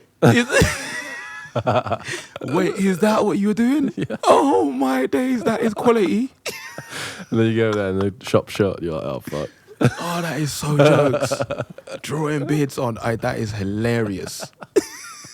Yeah, I started shaving like really early just to try and get To be fair, I just assumed that I wasn't going to because I'm not very hairy. Right. Like even on my arms and stuff, like I'm not just I think it's just genetics. I'm not very hairy, so I didn't even think I was gonna get a beard or anything. So I didn't even. Yeah, I feel like bald people often have hairy bodies. And they have a lot of like, don't know. I think it's because there's quite a lot of testosterone going on as well. Apparently, the reason why you're bald as well. So I think often they have like beards, hairy bodies. I did hear that actually. Yeah. Maybe it's just bald people trying to make themselves feel better. I was about to say that too. I'm just really manly. It's like the hair's running away from your head, but it's just going to your face. Yeah. Oh, my kids used to say that, man. They used to go on the table when we were eating dinner. They go, "Mummy got hair. Ruben got hair. Samson got hair." They look at me and go, "Daddy got no hair." Bro, children are savage, you know. Yeah. Children are absolutely savage. Beard. Oh my gosh. I remember my niece came up. Bear in mind, as far as I can remember, I've always had a beard. Like since she was born, I've always had a beard. Born with a beard. Yeah. Like, just born with a beard. She came out. Just full beard, just there, boom. But she approached me and she was just like, "Uncle, what's that on your face?" So I'm thinking, "Oh yeah, I got something on my face." Like, "Oh yeah, what?" Right. She said, "No." She started pulling my beard. She said, "No, the hair." I said, "Yeah, it's my beard." She said, I think you should cut it. I was like, whoa.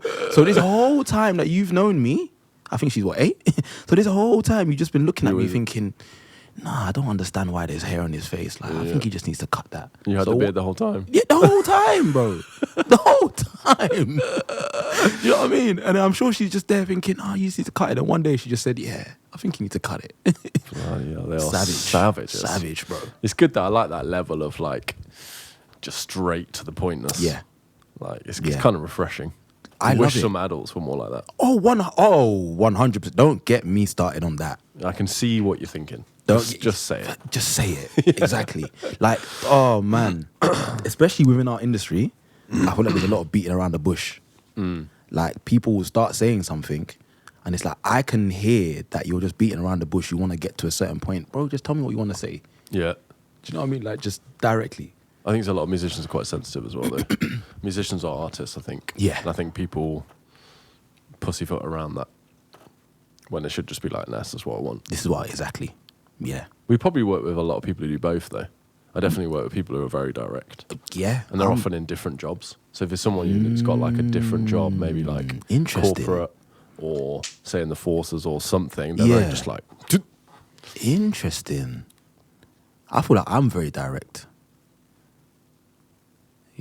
Bruv, I just looked at you as if to get a confirmation. No, I was just thinking I don't even about- need one. Like. I was just thinking about if you've ever been direct. Yeah. But I just mean like... But we've never had a confrontation. Do we mean Nah, me and confrontations you. or you mean? Oh, nah, I don't mean confrontations. You mean in like... I just mean more... Like, for example, if we're on a gig and it's like, oh, we're not going to get fed today, hypothetically. It's like everyone else would also be pissed off, but no one else would say anything. That's a strength, though. And I'll be the one to say something. Yeah. What? Why are we not getting fed? Yeah. Do you know what I mean? Like, or something like that. Like, or... Do you know Charlie Wilcox? He's really good at that. No, I don't know who that Yeah, is. he's a really sick keys player, but he's amazing at that. Just be like, no one else is going to say it, but why are we not getting fed?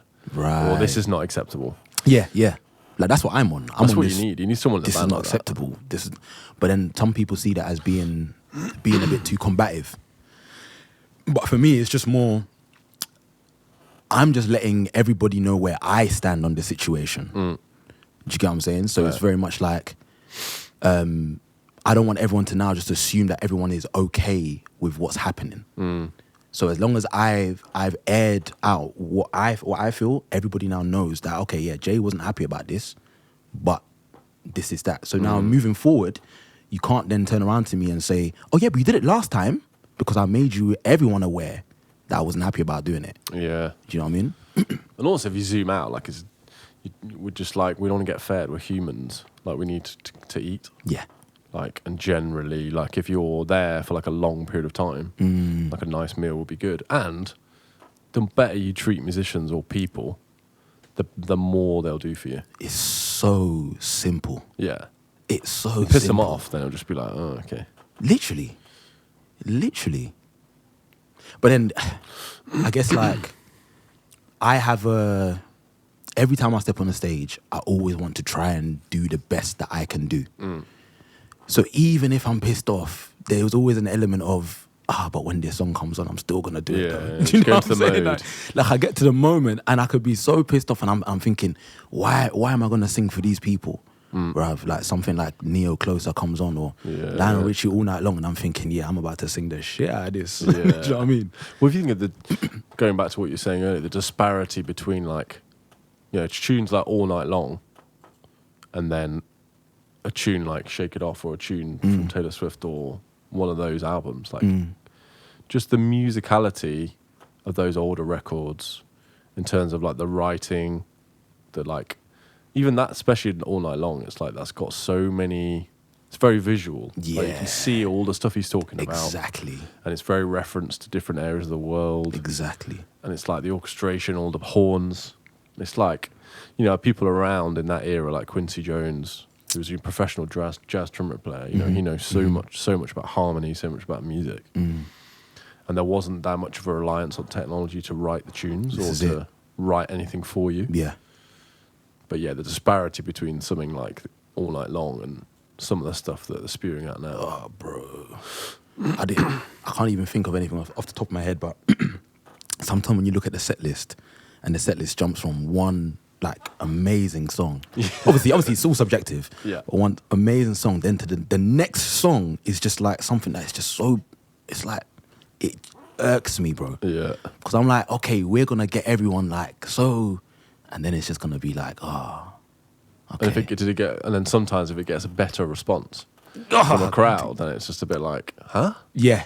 Yeah. Still feel I'm in dystopian exactly. universe. Because that's when it's very much, because that's when for me it's like, okay, yeah, this is not where I want to be. Because for me, it's like, if this is what you guys like, I'm not, I'm not involved. Or I don't want to be involved. Taste is a funny thing though, isn't it? Because it's like, often you'll find, if you're talking to clients and stuff, the taste is fairly similar across the board. Yeah. You might get the odd outlier. Yeah. Who'll be like, oh wow, you like this kind of music. Yeah, That's true. very cool. True. Or they'll teach you some tunes that you didn't know. Yeah. Which is even cooler. But generally, it's interesting across the board.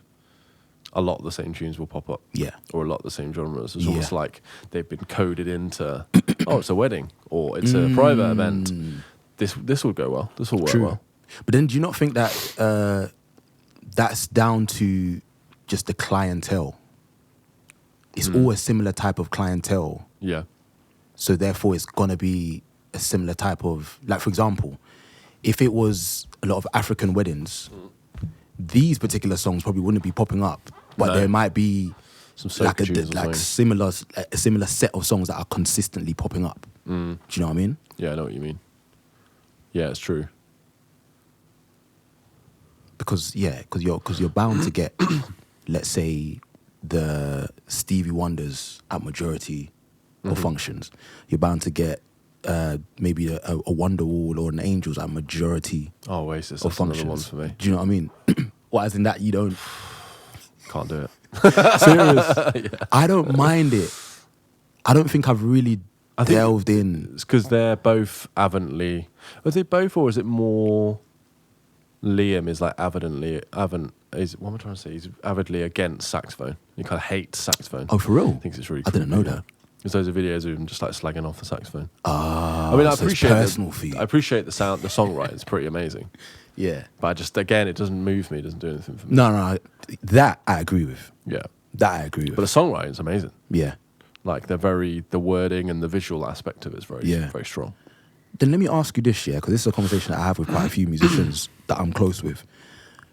The Beatles, do you feel the same way about the Beatles or no? No. So do you like the Beatles or not? Yeah. Like the Beatles? Okay. I'd say I like them, yeah. Because I feel like that in the sense of, I feel like the songwriting is amazing, but it doesn't grab me or move me in any way. Right. But again, they are huge. Yeah. And there are people that would die on the hill for them. But that's something I still don't get. But I've had so many conversations about it. Yeah. Like so many conversations about it. Well, that's the thing as well, isn't it? Why, if something's so... sometimes musicians' brains are like, this is so popular that you're a bit like skeptical about it. So you're just a bit like, well, you're going to impress me now. That is so true, you know. So like, it's sometimes we have to kind of like drop that.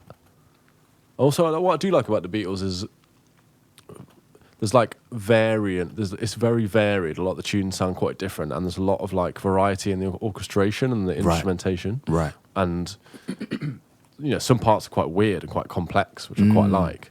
Whereas Oasis, I sometimes feel it's like a lot of the same instruments, kind of the same like formula. Okay. And they're all kind of like 4/4. It's all in the same like 4-bar sections. Whereas like Beatles is like, it's interesting the way they write stuff. Yeah, no, it is. It really is. And like, it's quite hard to play some of it. Like, it's very interesting from that regard. So obviously had lots of different influences. But again, that's probably me thinking like a musician. No, but I like that though. Yeah. I like that. Which is something that I'll never not think like. Yeah, exactly. Yeah, exactly. Yeah, no, the Beatles. What about you? You like the Beatles or you? I'm kind of 50-50. Here Comes the Sun is a banger. Say again, sorry? Here Comes the Sun is a banger. Oh yeah, of course. It's a beautiful tune. I didn't even know it was. See, look at that. I didn't even know it was a Beatles tune. Yeah. Like, I don't actually think I know that much about the Beatles or that much of their music to really make a decision on whether I really like them or not. Because I've heard some things and I'm like, that sounds absolutely dead. Then I've heard some things that I'm like, whoa, that sounds so cool. It's a very varied catalogue, isn't it? But I think a lot of music is kind of polarising, right? Yeah. Like some things, my parents had a very good and quite varied. Like my parents probably never listened to the Beatles. It was Okay. probably more like they were very into Jimi Hendrix. They were very into like, but also into quite a lot of classical music. But yeah, that was never on in my house. Fair. That kind of sound was never. Oasis, they wouldn't have done because Okay. of the personalities and their way they are. Right. I don't think. Right. But I think that has a massive impact, right? Mm, The kind of parents, what they listened to, the influences they had. for sure. 'Cause that's your first For sure. experience of music. Yeah, for sure. My dad used to love playing reggae. My parents were massively into reggae. as Yeah, well. like my dad loves reggae. But then he also loves like our traditional music. So we'd play a lot of that. And then my mum used to listen to a lot of either gospel or it was a lot of Motown. Right. So like I remember, what show was it? Stars in Their Eyes. Mm-hmm. I remember like there was a period where I think either my mum wanted to go on it or I was encouraging her to go on it or something like that. And I was like, and we were listening to like all the Motown songs and we chose like Aretha Franklin. We were like, yeah, you can go and sing this. So it's like that was the kind of music that I was listening to. And then obviously the music that I would have been just picking up from just going outside and like grime and all that kind of stuff. But that's what I was surrounded by. Oasis? Nah, that that wouldn't have even been in the realm, bro. No. My parents were never in that world. Yeah. The poppiest I think they got were maybe like, they quite liked UB40 for a bit and they liked Okay. a bit of Lighthouse Family, but really it wasn't in that, we're never in that world. It was more kind of like, yeah, Jimi Hendrix. They were into Bob Marley, very into classical music as well, like classical concerts. That's really cool, So I man. used to go and see like orchestras. That's Seeing really that when I was a cool. teenager, like perform is very cool. Well, I think it's for kids and for people learning. It's all about finding people to kind of play with, finding music that resonates with you, and not being too restricted by like shit music teachers. Yeah. Well, you've all had our fair share of lessons where we're just like, what is the point? What of is this? Yeah. Arguably, that's probably why I didn't do GCSE music or anything like that, Right. because it was just like what we were being taught. I was kind of like, oh man, what Well, is the this? curriculum is like so outdated. Let's not even get me started on that one. Yeah. It's very outdated. Very outdated. Because I was in a few GCSE music classes when I was working in the school. Yeah. So yeah, I realized the curriculum was just but it was interesting as well because I didn't do GCSE music a lot. I was actually learning for the first time, so it was kind of like, oh, this is cool. So, but I could see how it was very outdated for sure. Yeah. And just getting like students or kids to even be interested in that. It's like it's a hard thing to. Yeah, If you can't really get them into it, it's going to be a hard thing for them to resonate with it. yeah, it's true. A lot of the it was interesting because they had a little mini. I say mini studio. It wasn't even a studio. It was just like a Mac with Logic on it. But it was just one of the rooms. So you had students who weren't doing music who were actually consistently in the rooms at lunchtime and stuff. Right. And it was interesting for me to see how they weren't even studying music, but they were actively in the music rooms, actively using the softwares, Just making using beats and Logic, stuff. making beats, Right. making songs, recording. And it was like, I'm up there thinking to myself, well, these guys are up here. Like, what the hell are they doing here? Until I went into the room and they're like, oh, yeah, sir, we just recorded this. And I'm like, oh, you guys are actually talented. Like, why didn't you guys do music? Right. They're like, what, to learn all that classical stuff? No, that's dead. Do you know what I mean? Yeah. So that was even interesting to see because the actual students who were learning music or doing the music at GCSE, they weren't as proactive with doing that kind of thing Yeah. as some of the students who Making weren't tunes. studying. That's fascinating, man. Worthing's really good for that. I had a guy on called Nick, and he works for a charity called Audio Active, Okay. which is a place in Brighton and also in Worthing. And they basically get people to come along, like kids, to like, they have like a space in Worthing, which is like a coffee shop, bar, and also like a gig space. Oh, It's got like D&B sound system, subs, tops. It's got like Serious? decks, and people can perform there, like rappers. They get people to come along, and they get like artists to come and see. And it's basically like an education place. And that upstairs, is lit. they've got a place where they can like write beats and stuff in like a proper studio. And then they do gigs with like venues in Worthing and Brighton And also they do them with like the festivals in Worthing. That's so So they have like cool. a DJ, and then like MCs will come on and Yeah, actually perform. And they either get kids who have like finished school or kids who are having like troubles with certain things, and they find they're like, why have I not, a similar thing to what you're saying, like, why have I not really thought about music in this way? I didn't know you could make music like this and be, you know, make it straight away and actually enjoy the music making. That's it. Exactly that. Exactly that. Where is that? What venue is that? If you're asking. They've got their own venue. So literally, it's like a space that they have, which is 3 floors. Yeah. So they've got on the bottom floor is the actual like event space. Yeah. And then they've got studios and then studios above that. That's cool, man. And they've got 2 different sites. I'll send you a link to it. Man. Yeah, It's really please, cool. please. That sounds sick. But I think That because sounds there's certain advantages you get for being a charity. So I think they would have been like a space to, but it's like it wasn't viable for them to continue being a venue and also a place for people to write without being a charity. So it makes it much more financially viable. Right. That way around. Right. Because you get certain benefits. Got you. Certain things that Got help. you. Yeah. And they do obviously do loads of charity work as well. But yeah, That's it's really cool, man. cool. So they've linked up with loads of festivals around Worthing and Brighton. I'm assuming like the Great Escape potentially, or because Great Escape is down in Brighton, isn't it? What is that? I don't know if I know that. The Great Escape it's a festival, but I'm sure they Okay. also have seminars as well. But it's very much for the.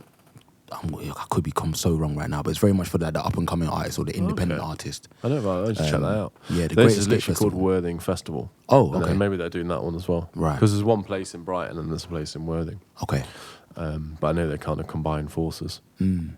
But yeah, I was like, that's a really positive thing for Very positive. young people to Yeah. be learning about. And obviously, if you've got like gigs with people coming in and performing, that's big for them. Yeah, they're seeing it firsthand. I think sure. Rag and Bone Man was involved with them No for way. a while. Yeah. That's really cool. There needs to be more of that kind of thing. Because I like when I was growing up and I was going to the youth clubs, there was a studio in there. Yeah. And the 2 guys who are now my boys actually, but the 2 guys who at the time were working at the youth club and were running the music side of things, they were artists at the time. So it's very much like you were able to go in there and work with people who are actually doing the craft at the time. And then because of the funding and stuff, like different people came in, then they were able to put on a show. And so now it's like some of the people who are working, some of the people who are attending the youth clubs, because if they're aspiring rappers or singers, they are now having the opportunity to perform. And it's like all of that kind of stuff, the collaborative nature of it. I feel like we need more of that for the younger generation. Definitely. Because that's what music's about, right? Exactly. Like I think a lot of the curriculum is like not really, and a lot of these people who are teaching it or pushing it have never done a gig in their lives. Yeah. So it's like, This how is do you it. like? This is it. That confuses me. Yeah. When people were, teaching me music, and I was like, have you ever done a gig? That's literally where you learn everything. Yeah. And you know what's mad? That was my thing. My thing was, if anyone is a teacher, essentially they have failed in whatever they wanted to actually do, which is Right. why they're teaching that particular thing. Yeah. That was my kind of notion. Which I think a lot of people before. think that.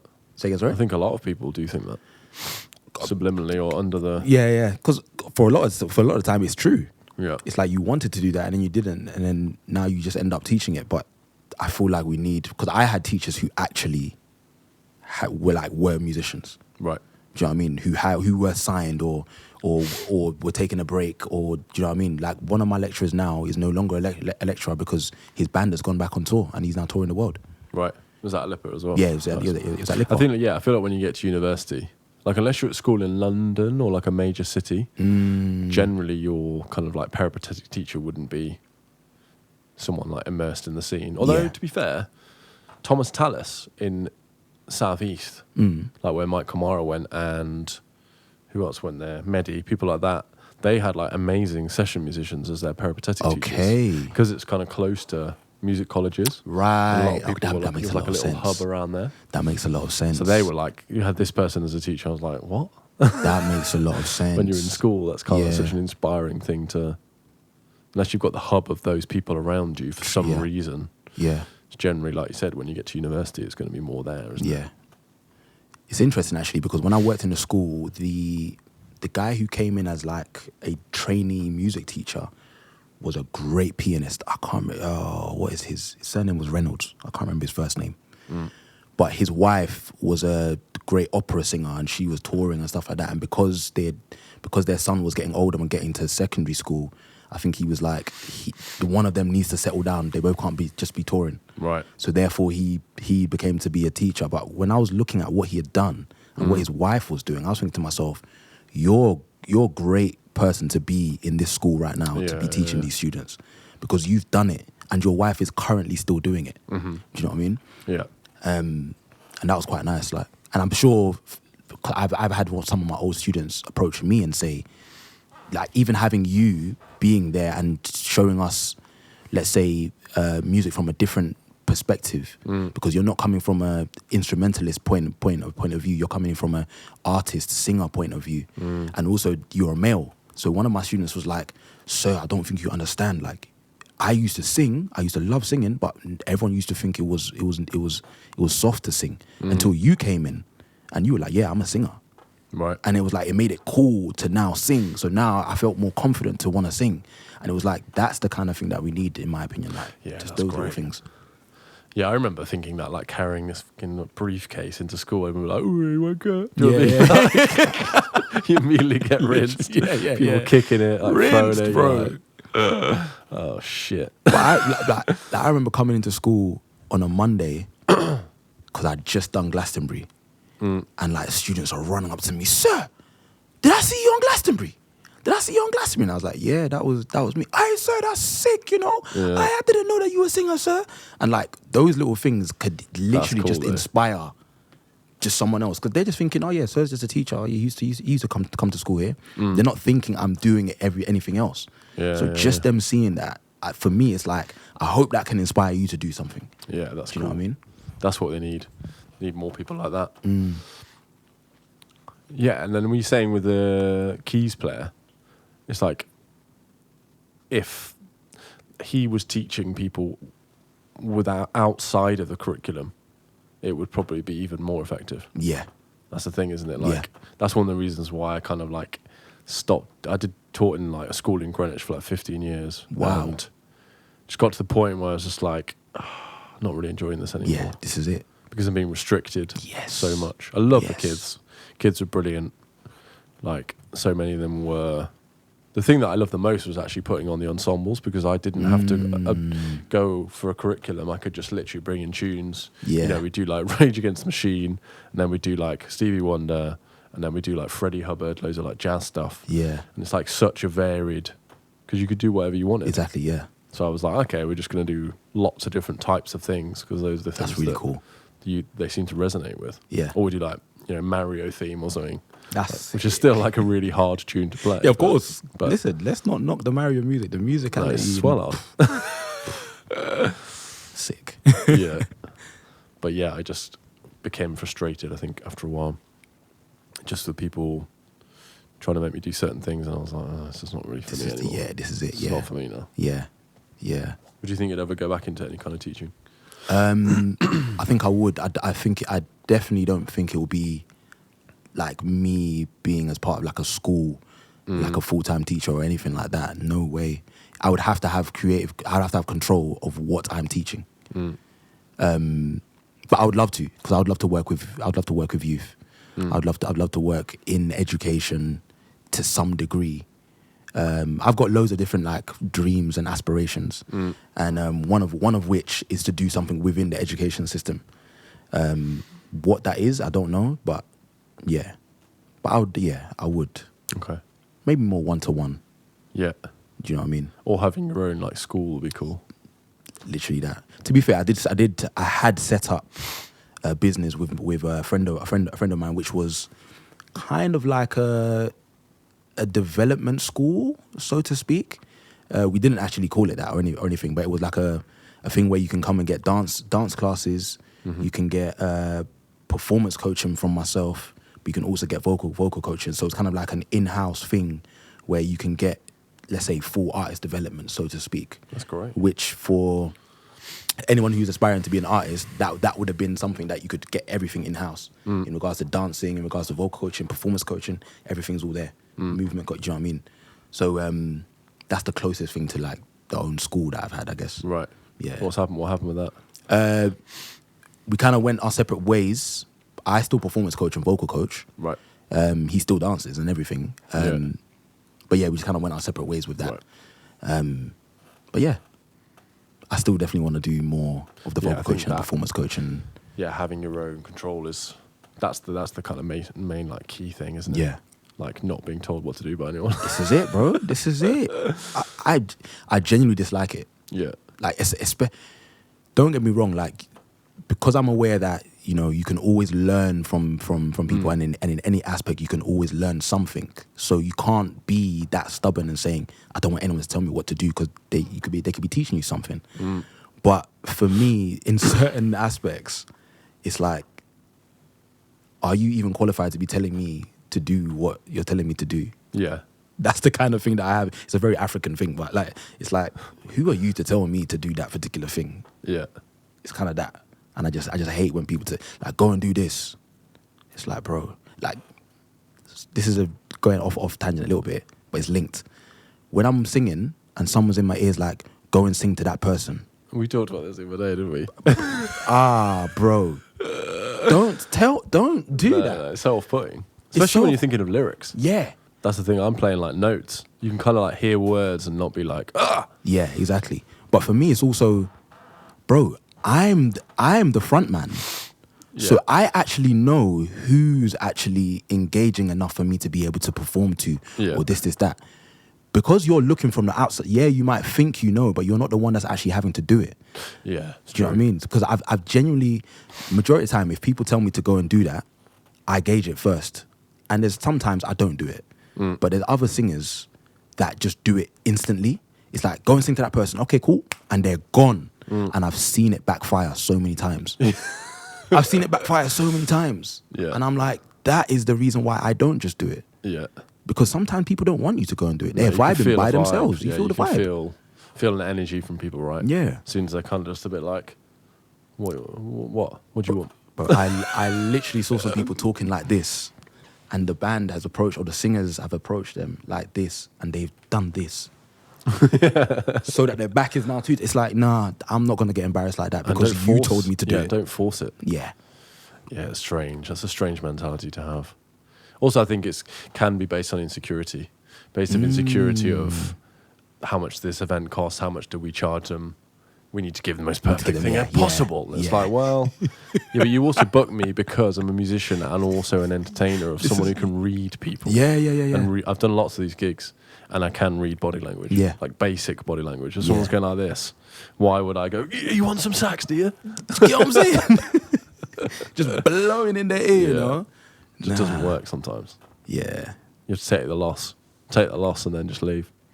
I just had a flashback then to this woman that I used to play in this West End club, like near Leicester Square.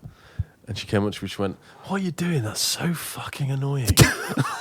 I was just like, cheers. At that point, I would have just, I'm going home, thank you. I think it just made me play louder or something. That's what it was at the time. Jeez. I said, what are you doing? That's mad. It gives you a thick skin, man. After that, you're just like you have to be thick-skinned, though. You have to be thick-skinned in our kind of thing. Like, I remember when I did a New Year's gig, and bear in mind, we did 2 75-minute sets, I think it was. Something along those lines. And after the gig, everyone is raving and ranting. We're taking pictures. This woman comes up to me and, oh, you were very, very good. Like your voice is amazing, but the way you sang Prince, Kiss, I don't know about that one. I was like, so hold on, we just did how long? 2.5 hours, yeah? And you are pinpointing this one particular song. I don't even like singing Kiss. Yeah. So for me, it's like, oh, whatever. Yeah. Do you know what I mean? But it was like, wow, that must have been your favorite song, and I just ruined it for you. Like, that's the only thing that I could think for you to... Oh, I don't know. I think people want to be involved. And I think they only find, like, sometimes the only way to them to feel, I'm going to be involved with this performance. But I'm going to tell them how they can make it better. How can make it better? I didn't think about that. I mean, come to your job and be like, great accounts, but I mean, fucking that little bit there. Yeah, you fucked that. Yeah, you messed up on that one, you know, throw their accounts everywhere. Yeah, I think some people don't know how to react or don't know how to interact and they almost want to just like throw a part of their personality into you. Right. It's like, fuck off. I don't want to hear it. Yeah, it's a strange mentality to have. Yeah. I've got to be involved with this. Yeah. Or it's like almost because you were the centre of attention for most of the night, that stuck in their craw a little bit. So it's got to be a little bit of fucking like something in there to be like, I'm just going to bring it down a bit. I'm gonna bring it down a couple pegs. Yeah, because I'm used to being Yeah, the centre. yeah. That's an interesting perspective. I didn't think about that one. Yeah. But yeah, that's I also, think when people do anything negative, I think it's often because of something they're unhappy with themselves about, or something that's like in their psyche that they're thinking like, why are you talking their self-talk to them about themselves? Yeah. That they think they fucked up or something's annoying them. Yeah. You rarely see someone who's like really content, do you know what I mean, or happy in themselves like that. They don't say things like They don't say things. You're right, you know, because they feel like they don't need to. No, Yeah. because they're happy within their own character or themselves. Yeah. Yeah, it's an interesting kind of perception to have about people like that. Just don't say it to their faces. Well, I was thinking the same thing. Yeah. You grumpy little shit. Oh, we see some things though, don't we? Fucking hell. Have you got any like mad gig stories that you can think of? A couple of people have told like some pretty nut stories. Nut stories in regard. Give me an example so that I can gauge what the level of nuts we're talking about. There's a DJ who did a gypsy communion or like a traveller communion. It was like a party for that. And they just started. It was like the guy came up to him and gave him 50 quid and was like, whatever happens in the next 10 minutes, just stay behind the booth, just keep the music going. And they just, two guys come out in front and they just go into a full boxing match. So it's like literally like leathering each other in the face to go. Basically, they had this like feud between them, So and they they were had just to- you can just hear this like people hitting each other as hard as they could in the face, and they went on for like 15 minutes, and at the end they just like obviously bloodied everything, just started shaking hands and just went back to the party. Nah. Bro, that would have spun me. Yeah, he was I just would have there been like, what? yeah, and he's like with all these like big hard men just standing there, just a bit like, what the fuck am I doing? Bruv, see, that's nuts. Yeah. I don't think I've got anything like that. Nowhere near like that. But I do remember one where we were singing, and bear in mind, you know when you see, I don't know whether you feel like this when you go to weddings, but sometimes you can see the vibe between the bride and the groom, and it's kind of like, sometimes there's a certain vibe. Oh yeah. Do you know what I mean? And anyway, during this event, the bride got picked up, I think by one of the groomsmen, but like on his shoulders. Right. And then he's dancing, and then she kind of like says like, go towards the stage. And so she's going to one of the other singers. And they're going, and he's dancing, and she's dancing, and obviously the singer's just singing away, and she just comes up and grabs his face and just kisses on the lips. And then just steps back. So I'm kind of like, what's going on? Like, I looked and I'm like, wait, what? One of her bridesmaids was right in front of me. So I look back at the bridesmaid, and the bridesmaid's like, Jesus. the bridesmaid's like, what? And then I look back over, and the singer is like, Yeah. like, what do I do? And I turned back to the bridesmaid, and she's like, fuck's sake, she's only been married like a couple hours, and she's already doing this. Jesus. That's when I was like, oh, this marriage, yeah, it's going to be an interesting Was he one. there? Was he there? As in, the groom? Yeah. Of course he was there. Just standing there. And this is another thing, because later on the night, she's on the shoulders again, Right. but this is now towards the end of the night. And You saw it coming, you were like, bro, I'm not involved. I'm not involved. But literally, he was just kind of standing next to her, just like holding her hand. But even the way he was holding her hand, it was like he was just like this. And I was thinking, I don't know whether this is like a dynamic of she wears the trousers kind of vibes. So it's Right. kind of like, or maybe like she's paying for this, so therefore you just have to go along with it. well, it's cook kind of vibes, maybe. Bruv, whatever it was, I was thinking to myself, I don't know how long this On the marriage is wedding going to day as last. well, This that- is what I'm saying, bro. On the wedding day, bro. You're kissing one of the singers, live in front of everyone. No. On the lips. It It wasn't like a snog. Let's not get it twisted. It was very much a grab face, peck kind of vibes. But still, that's wild. It's happened That's so quickly wild as well. The singer must have been like, Bro, he was mid-singing, I think. Like, he was kind of like, what? Like, I remember him kind of like stopping and being like, what is going on? oh, fucking hell.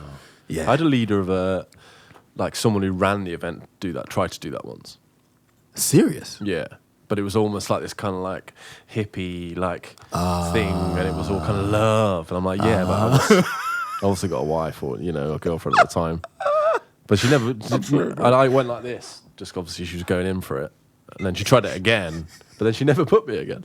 It was like, that was it. Literally, I never like messaged me again about it. I was like, sorry, man, I'm still laughing at the love that sent me. That's it. But seriously, she never pushed you again. No, that was it. That sounds like she was on the I kind of feel polyamorous kind of vibe. They definitely, they used to have like, because it was all supposed to be like sober, and then this documentary came out, or this like thing came out when they were all doing like mushrooms or ketamine parties and stuff. Oh, like that? Yeah. Yeah, I'm not involved. And all getting a bit lovey-dovey with each other, so it was a bit like, On ketamine? Yeah. Bro, I'm hearing that ketamine, you can go into something that they call the K-hole. Yeah. I'm thinking, Maybe how they just are did you like a little bit. How are you trying to get intimate when you're in a K-hole? Oh, man. I remember people doing that in school, like seeing videos of people, and I was like, nope. School? Yeah, seeing videos of kids doing that, and then seeing them on camera and being like, nah, I'm good. Bro, school. So I'm still stuck at the fact that you saw people doing it in school. Oh man, but, Derby was that's wild, very. There was people doing all sorts of shit when I was a kid. That's wild. Crack, fucking ketamine, loads of stuff. School, bro. In school, yeah, like 12-year-olds doing crack. Derby's probably not what you think it is, bro. This is wild. Yeah. What I'm hearing is wild, you know. Yeah. Crack. In small places, people will get bored quick, and I think that a lot of that kind of stuff happens more than you think. Boredom. Go play knockdown ginger. Go knock on someone's. You know what I mean? Like, Like, knockdown ginger. I don't know what that is. Oh, you don't. Ah, fair enough. Just knocking knockdown ginger people is down. when. I shouldn't even be laughing. That's wild. Yeah. That is wild. You're like, leave me alone. No, it's a Mick Hucknall kind of guy. Just like, I don't actually know why it was called knockdown ginger, but it's just when you go and knock on someone's door and run off. Yeah. What do we used to call it? Can't remember the name of it. Cherry knocking or something like that. We used to call it. Okay, see, cherry knocking kind of makes more sense. Knockdown ginger. Because what you just said, just knocking out ginger people. Like that. That's what it's. I'm only thinking about it now. That's what it sounds like. That's crazy. Just hurting ginger people. That is what. And we were just, let's go play knockdown ginger. Some of the parents must have been thinking, I wonder what these lot are up to. Yeah. But yeah, boredom cannot send you to crack. I'm sorry. I refuse to believe. No. I think it's got to be some unsavory other characters around, the accessibility of it. Yeah, it has to be the something accessibility. going on. Has to be. Crack. Bro, I remember there were 2 students in my year who said that they used to smoke weed. And this is maybe in year 8. Right. This is when I was in school. And I'm looking at them like, whoa, you guys are druggies, man. Yeah. Like, I'm thinking to myself, excuse me, you're bunking school to go and get high at 12. I said, nah, you guys are nutters. So to think that at the same time there was someone up in Derby doing crack. Yeah. Yeah. And then there's probably people doing worse things True, in other areas of the country at the same time. True. Yeah, it's weird. I don't know why, because the perception of places like London and people going out in London or kids growing up in London, would be more accessible to that kind of thing. So I wonder why like certain cities have like propensity for that. I guess there's like certain characters that live in those cities, or, you know, yeah, it's strange. Do you not think that, well... This was someone I knew as well. It wasn't Oh, like, no way. Yeah. Someone who was in like my friendship-ish group. Obviously before, not when it happened, we were just a bit like, what the fuck? And he was just kind of like, oh yeah, like I did it. Yeah. Did he ever do it again? No. Don't think so. Don't think he really knew what it was, and then he did it, and it was just a bit like... It was like, whoa, Yeah. this one is a bit different. Yeah, I'm never doing this again. Yeah, strange. But yeah, that's a bizarre thing to happen in what is considered a smaller city. Yeah. But then a lot of like they say that a lot of drugs can come in to some of the smaller cities before they hit London, Right. because they don't come into London straight away, because it might be on boats or whatever it I may think be. Southampton's got a big problem as well, right? Because Does it? Because of the docks. Okay, that makes a lot of sense actually. Yeah. Because I was hearing like, was it Liverpool? Liverpool with one drug. I can't remember what drug it was, but it was like it enters there first before it starts spreading. I don't know Right. if it was Liverpool or somewhere else. I don't know why we're even talking about this, bro. This could all be incriminating. And like, how do you know that? Yeah. I think in Scotland, definitely. There's places Oh in yeah, Scotland yeah, that come yeah, into. yeah. And Scotland then it like gets that as well. consumed. Yeah, very quickly. But yeah, Scotland's a mad place. You've been to Scotland much? Yeah, not much, I'd say. Right. I did when I was in uni. I used to be in a tribute band, a Motown tribute band. Nice. Which was like Gladys Knight and the Pips-esque. And we used to do like flybacks, but also just go around the UK. Mm-hmm. And so we used to go to Scotland quite a bit. But then I've also did a tour or two where we went to Glasgow. Mm. Yeah. So I've been to Glasgow's a cool Glasgow, place, isn't I think Edinburgh, I'm not sure. It's supposed to be really nice. Yeah, it's lovely. Really It's nice. lovely. Yeah, I like What about Scottish yourself? people. Yeah, my family have got some like connection to Scottish people. My uncle was Scottish. Okay. So we used to go up there for like Hogmanay and stuff for like New Year's. So yeah, we used to go up for that. And then now Roshana's family, quite a lot of them live In like kind of Scotland. near, just like north of Edinburgh, Okay. which is a schlep of a drive from Worthing. Broski. Like, 'Cause we yeah, did well, it- yeah, you're down. Oh, you're down there. yeah. Jeez. We did it in one day recently with 3 kids in the car. That must have been chaos. Yeah. Just noise. Yeah. But you have to stop. You have to like pit Periodically. stops. You have to be like, right, soft play here after Oh. like a few hours.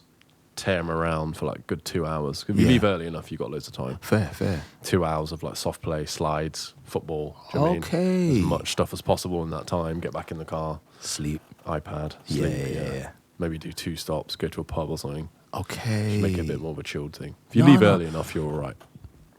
Cause now it sounds just more like a road trip as Yeah. opposed like a proper road trip, as in like because you're stopping off and doing soft play and Yeah.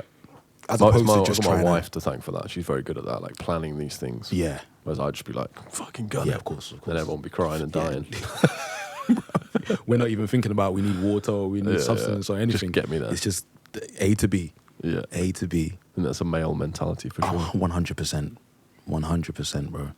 What are you doing this weekend? You got gigs? Nah, bro, I haven't had a gig the whole of April, like since April, Right. essentially, since the start of April. So no gigs, but it's allowed me to work on other stuff. So I'm probably going to be in the studio this weekend and see some family. Nice. Yeah. In the same studio you were talking about? Yeah. Your mate's house? Yeah. We got like a nice setup there and stuff. He's got a banging setup, but it's just easy enough for me because he's a producer and an engineer. Right. Because he's known me for so long as well. He's got like the booth and everything, so it's so easy enough for me to just go in there and just say, "Cool, I've got this to record. Let's just start recording." Because he's really good when it comes to helping me with ideas. Like just having someone else in the room is so good because I might sing something. I'm like, "Oh yeah, I've got this idea for a harmony," and then he'd be like, "Yeah, cool, like record it." I might record it, and he'd be like, "Oh, I actually heard a different one." Do you know what I mean? And it's just those little. And it's like, oh, let me hear it. And it's like I heard this, and there's a lot of times that the ones that he might have heard and the ones that I would have heard, they actually clash. Right. And so now it's very much like, well, which one do you prefer now?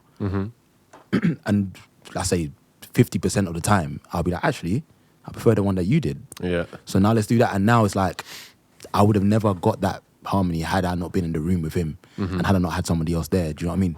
So working with him is pretty nice, man. That's nice. It just makes it way more fun as well. Yeah, of course. Sitting on your own sometimes a bit just like, Yeah, fuck it up. yeah. But having someone else there to collaborate with is very cool. 100%.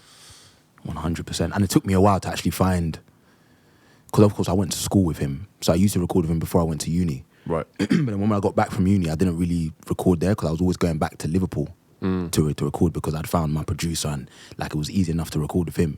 But once it dawned on me that, oh, but I can just record with Mello just down the road. Like, Yeah. Is he producer as well? Is that what Yeah. he does full time? yeah. Does he do it full time now? Yeah, I think he does do it full time now. Nice. You know, yeah. It's always good to find those kind of people. This man. is it. And it was just like, yeah, it was just so easy to work with him. It's just we have a good working relationship, and because we've known each other since school, it's just you nice can feel and relaxed easy. as Yeah, well. it's After super singing it, feeling relaxed. relaxed in the studio. Super relaxed. You get to some of those sessions sometimes, and you're just a bit like, oh fucking hell, the vibe. Yeah, exactly that. But it's like I'm walking into his house. Sometimes his mum might be in, and I'll be like, "You right, mum?" And I'll go up and he'll be like, "You want a cup of tea?" I'll be like, "Yeah, please." Like, Yes, do you know what I please. mean? It's proper. It's just homely, innit? Got some crack. Yeah. No, we're not in Derby now. Oh my days, Derby. It's deceptive.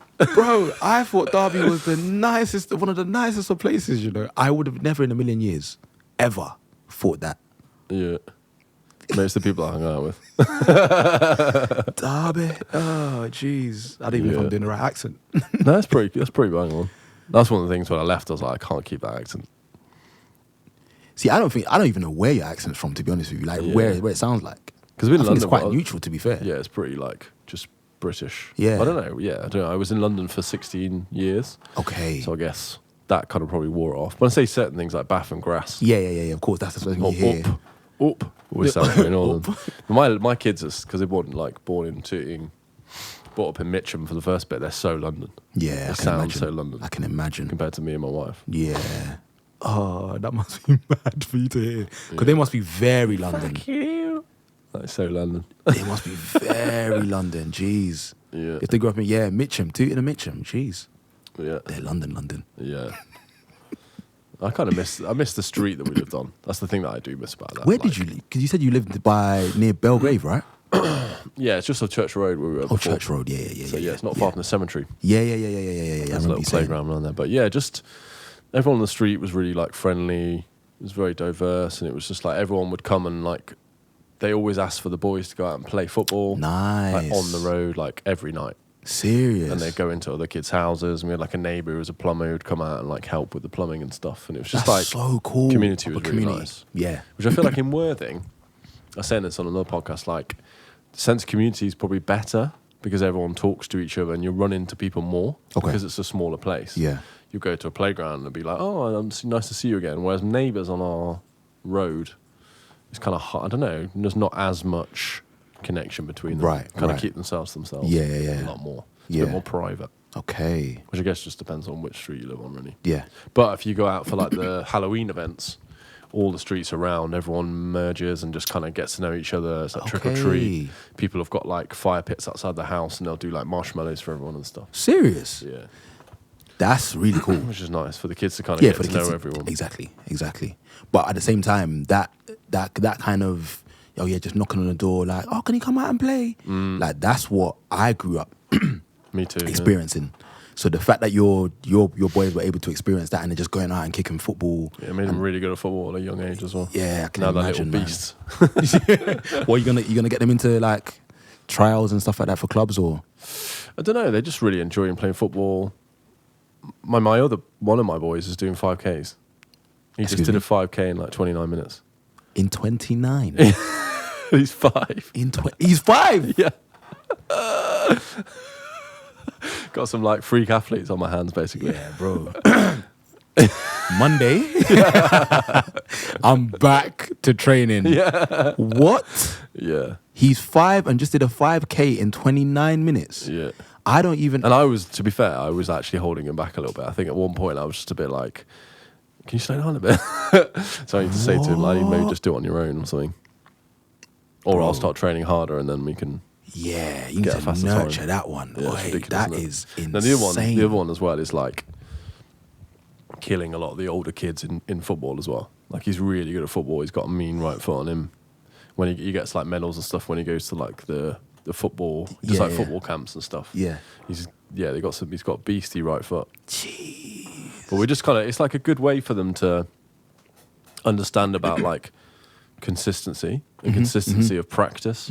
Like how do you actually get good at something? Like I tried to instill in them a little bit with like music and me playing saxophone that I still like, I'm practicing as much as I can to try and like, improve now. Yeah. And just still getting better and little things that you can work on. And I think me and my wife are trying to instill in them about just consistently practicing something and seeing the feeling and the confidence you get from it. Because you play sports in school, you know what it's like when you're practicing and you're playing with other people, and the feeling you get from it is pretty Honestly, amazing. it's amazing. Yeah. Like my journey playing rugby, I started in the D team. Didn't know anything about rugby.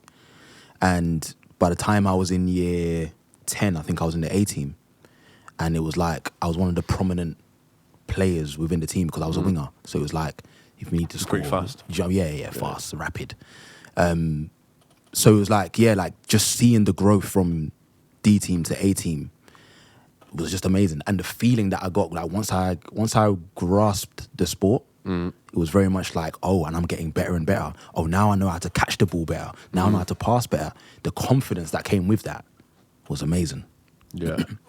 Yeah, it's a big... Also having there's something to be said for having a system where it's goes up from, say you're in D, and then you go up to A. Yeah. That's something to be said for that. That's really important. Yeah, for sure. In the bands that I was in, they massively had that. They had a B band, and then you progress eventually up to the A band. Okay. And I think that having that, they used to call it MHO 1, MHO 2, and you'd go up into those groups. Yeah. You have better opportunities. It's definitely something to be said for that. Yeah. Within education, within progressing and stuff. For sure. It makes you want to inspire. For some people, it could kind of knock them down. It could kind of, because you're seeing other people moving up potentially, and then you're like, oh, well, I'm still here, I'm not good enough. But I think it gives you the aspiration to strive to work for something. Even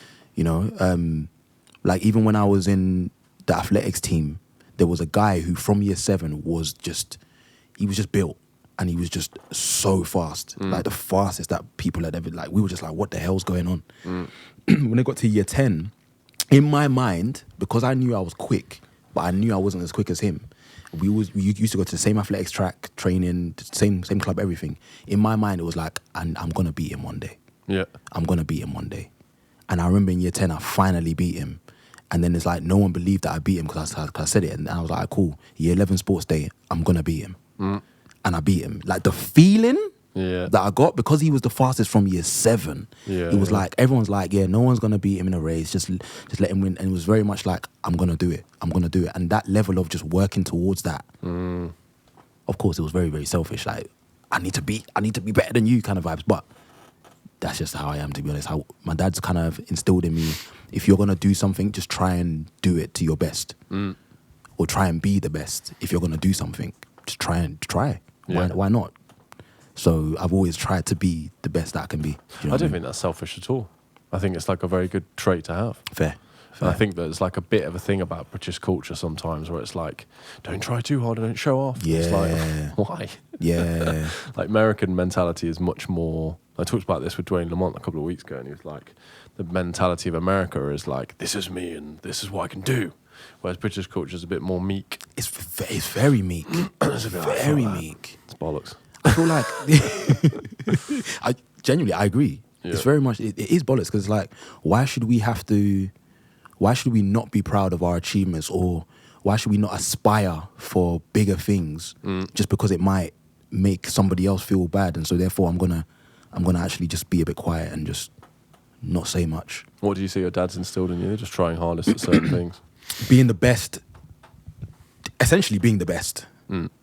He always just said, in anything that you do, just try and be the best, or try and do the best that you can. It's all, okay, try and do the best that you can is let's say the foundation of it. But then the second layer of it is be the best. Right. Do you get what I'm saying? It's if you're gonna get into something, why would you get into it not trying to be the best, or not trying? Do you know what I mean? That was kind of his thing. It's a great thing to have. I think it's a great way to teach people. Yeah. But then there's a negative to it, because I was talking to someone about it recently as well. Whereas I remember I got 9 out of 10 in the test. I was excited because I got the highest in the class. I went and told my dad why I was not 10 out of 10. You see what I'm saying? Yeah. So that's the negative to it, because standards. The standards are always high, which I think personally, I love that. I love that, for example, when it comes to performance, it's I always want the standard to be high. If I'm performing on stage, the standard needs to be high. But there is an element of, you end up being a perfectionist, and that could also stop you from doing certain things. Because if it's not exactly how you want it to be, or if it's not what you envisioned, you're then not going to move forward with it. Yeah, and Do you know what I mean? can try too hard. Yeah. Definitely. Or even down to having a performance that really was a great performance. In your mind, you could be like, oh, it was so shit because maybe something small, oh, I forgot that lyric. Yeah. Didn't And like now- the way you sang Kiss. Literally. Literally. Don't get me wrong, I have had times when I've been on stage and we've had a great gig, but there's one particular song that I know I've messed up, and that's ruined how I see the gig. Right. Yeah, it's having high standards and stuff, isn't it? Yeah. Perfectionism of some Yeah. kind. Yeah, I think that's also what makes people good as well. Of course. Yeah, Of course. having that high standard. Yeah. But yeah, I definitely went for a stage of having trouble with that more, and I kind of feel like it was linked to my self-esteem. It's Okay. kind of hard sometimes, isn't it, to separate art, separate it from like you as a person. That's like a real thing I'm trying to get better at, and be like, that's not me. That's just some art that I've created. Yeah. Whereas like when I first started creating music, I was like, this is my baby. And it's like, well, This is it, yeah. that could be dangerous in the sense of if someone doesn't respond well to it, you're in a dangerous position of That's it. affecting, your psyche and your ego, really. Yeah. It's a bit of a dangerous position to be in. Very dangerous position to be in. But I feel like as much as it is your baby, you need to be content with how you feel about it, so that whatever is said about it or however it's received doesn't necessarily affect or change how you feel about it. Like, for example, 3 p.m. in Lavender, Yeah. as a song, is something that people wouldn't have expected me to particularly release. But I loved it so much that even if people didn't like it and were like, oh no, I'd rather just be doing the R&B stuff or like full on singing, I would still be messing with this, and I would still be like, I don't care what you say, and I'll still, because like I said, the next project is called Let Me Do Something Different, man. And the whole project is kind of in this same realm of 3 p.m. in Lavender. Right. And it's like, I would still put that project out. That was my favourite track of the stuff I listened to of yours. Appreciate that. Definitely. Geez, that's the favourite track of... Yeah. See it there? But that just resonated with me more.